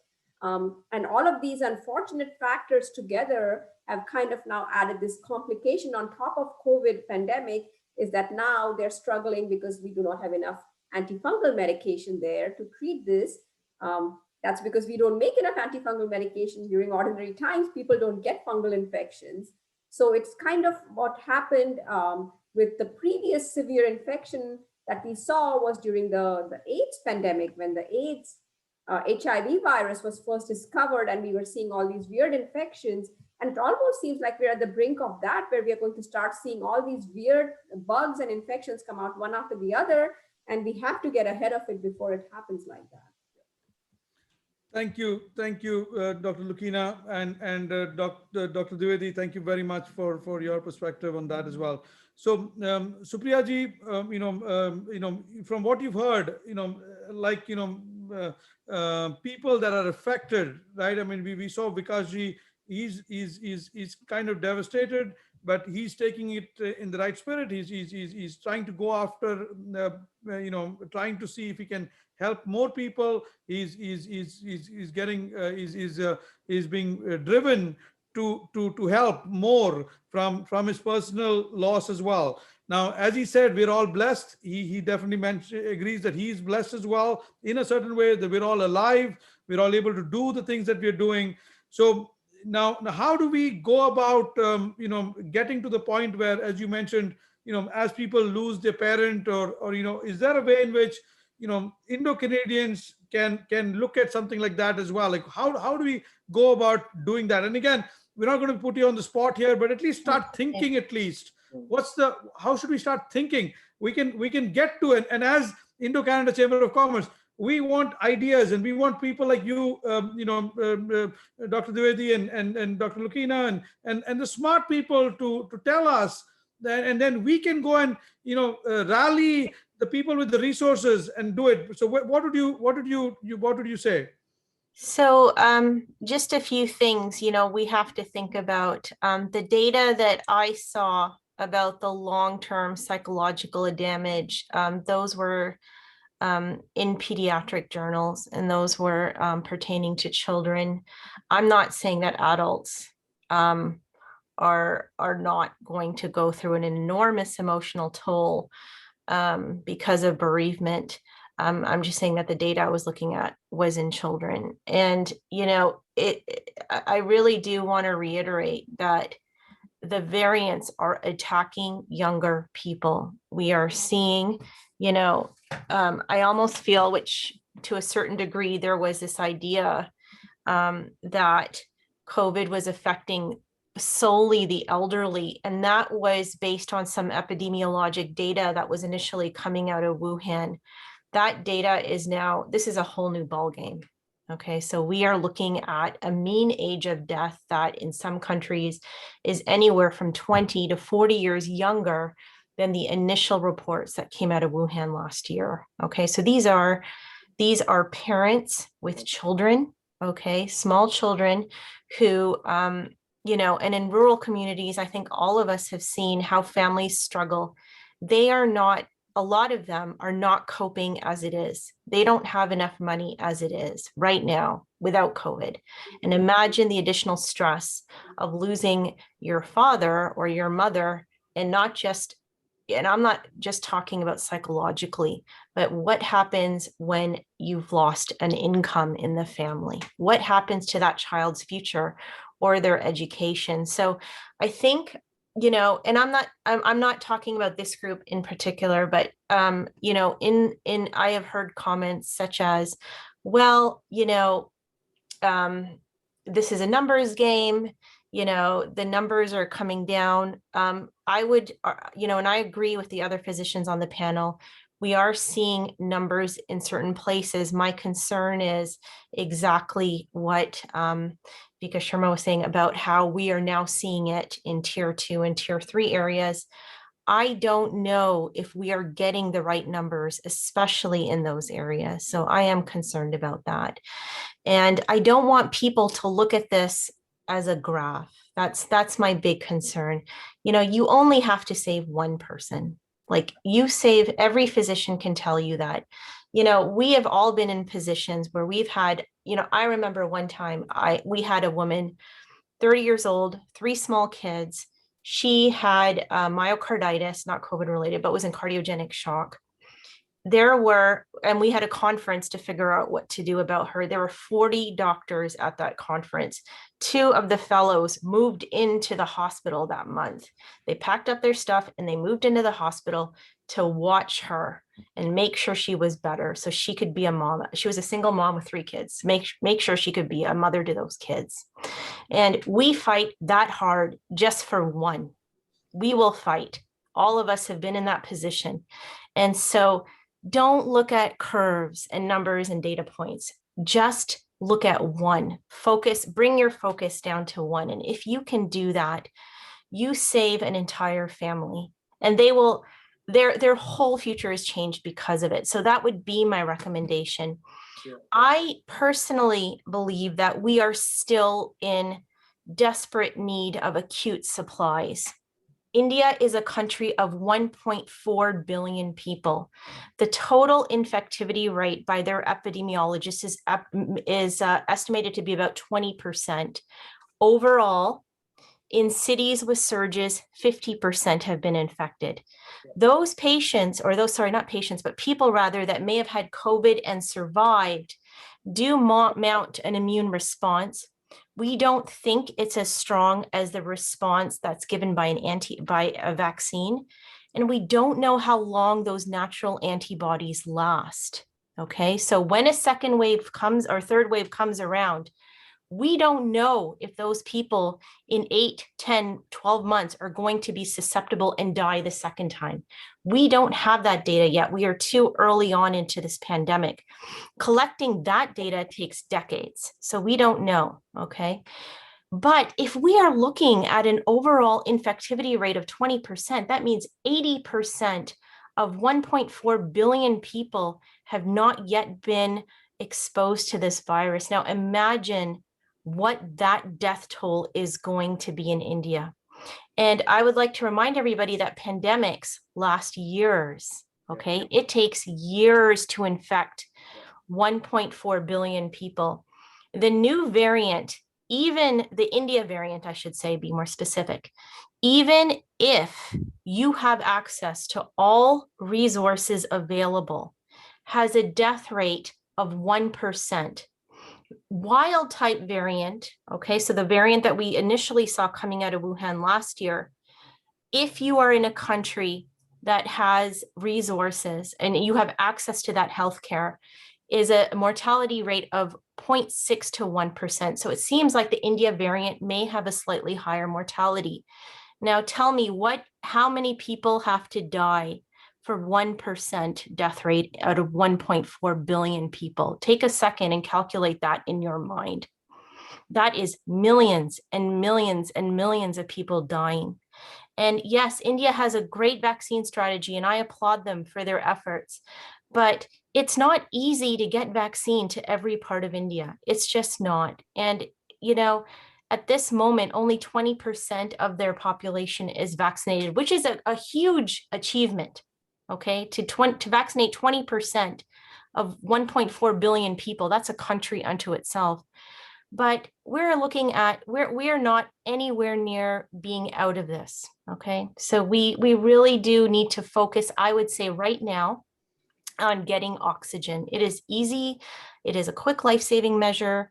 You know, you get somebody through their acute event, you have really done a lot. And then, yes, I do completely agree with you that we will at some point have to instigate post-pandemic planning, proper infrastructure, you know, enough healthcare for all. And that's going to take decades, but that has to be a part of this pandemic process as well. Thank you, Dr. Supriya. That's fantastic, and I think that's the perspective. Then, you know, I think we're a lucky generation. I think I echo terms that Vikashi mentioned. We're blessed, right, as a generation, and some of our older people as well. I mean, you know, the Spanish flu and those things took 20 years, and then only when penicillin came in was that was solved. So I don't think we have a magic bullet for COVID as yet. Now, you know, so that took 20 years. So I think politicians and leaders have been telling people, oh, we're going to get over this in a couple of months, you know, and I think, I think that is not the full truth. And for us, you know, I think if we decide, and I think as I run a company, and so I always told our company to make sure whatever the government opens up, you know, make sure you take the toughest stance on how you're going to operate, right? If they're saying 2 meters, keep 2 meters. If they tomorrow says 1 meter, don't go to 1 meter, stay at 2 meters, right? So use the strictest regulation that you can. And I think that's what, you know, let's take the most, it is not popular to take a little negative, perspective on this, because it's easy to, you know, say, yes, everything's going to be okay. And I think that's what everybody wants, to be positive. But if you take, you know, plan for the worst case scenario, you're always going to be better off. Yeah. If you plan for a good scenario, you're always going to be worse off. Yeah. Because, you know, so I think from a planning perspective, I think, and I think Supriya-ji, fantastic perspective there. And I think Shivendra-ji, you had your hand up, so we'll come to you if you wanted to add something. And we're out of time, so I'll just go through all of you and complete. We're way over time, but this is a fantastic discussion. But Shivendra-ji, I just want to echo what Supriya said. It's very, very, very important. Don't look at numbers. Look at the individual patient. You know, I'm an anesthesiologist. I do intensive care. When I have a patient, I have to intubate, put in the ventilator, save his life. I'm worried about that patient. I'm not worried about the 100 million or 10 million or whatever. It's that patient. So when you're making a donation, look in the room, look at your mom or dad or wife and children and say, wouldn't you like to save them if they were in trouble? And that's the attitude to take. The numbers will go up and down. That's a given. But think about the individual person whose life you are saving and the difference of saving that life will make to their family. So Priyaji said it very, very well. That's where the focus should be. That's where our attention should be. And that's why we're asking people to donate today and in this marathon to come. Thank you. Thank you, Shivendraji. And I'll just go through all the doctors. Dr. Lukina, quick 30 seconds if you want to just, say a few things just to say your stand on this. Again, I would like to reiterate that oxygen is very important. It literally, we cannot live without it. And this initiative, Oxygen for India, the name says it all. And it's a great cause. And I think it's going to save millions of lives. So please do donate to this cause. Thank you, Dr. Lukina. We'll go to Vikasji. Vikasji, you're in India. I still see you there. So I'm going to call upon you. If you can give us a 30 seconds on to close up, last words. Well, all I can say at the moment is if as Dr. Dwivedi said, if somebody's drowning, he needs oxygen. I would put it as somebody who has asthma and he can live on entire life with just one puffer. If he has that puffer when he has the attack, he just have to puff twice and he can live rest of his life. So at this moment, oxygen concentrators are playing the same role. If your oxygen level is going down, all you need is that oxygen. Afterwards, after 3 days, 4 days, you've been on it, your body starts fighting back. Yeah. So your body, all the blood cells you have the capacity to start fighting back the COVID virus. But that particular moment, if you don't get the oxygen, you keep declining, you're done. Just like a asthma puffer. So please do donate as much as you could upon your capacity and help us fulfill this noble cause. Thank you so much.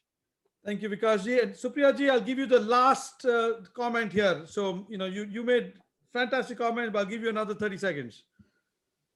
Yes, I know. I do want to reiterate that it may seem overwhelming. It may not seem like our problem. And I'm not asking you to solve the whole India oxygen crisis. I am asking for you to contribute as much as you can. Just help one. That's it. I'm just one. And you've won the game. Thank you very much. On that note, we're at the end of time. We're actually way beyond time, but I just want to reiterate again, you can go online, all of you watching, oxygenforindia.icconline.org or call 1-8888-3-INDIA. And on that note, I'd like to also thank a few people. If you can, the board of directors, ICCC, the executive director, Mayank Bhatt, for being that champion in the back end, putting everything together. The board of directors of New Brampton, VRAJ, Oxygen for India organizing team. We have with us right now Aruna ji, Ramesh Bhai, Dave Kapil, and Bhavik. Our amazing hosts, Jake Deer and Arunanan, and also the flute maestro Sahil Khan. Those of you in the beginning, the Canadian and Indian national anthems were played with the flute in a fantastic manner. Our creative director Ajay Tandon, marketing partner Branding, our technology partner Tangentia, and all our panelists and guest speakers, Consul General Apurva Sivasri, and above all, our donors. We thank you all, please have a rest, enjoy the rest of your Sunday. Thank you very much. God bless, and have a nice one, everyone. Thank you. Thank you. Thank you.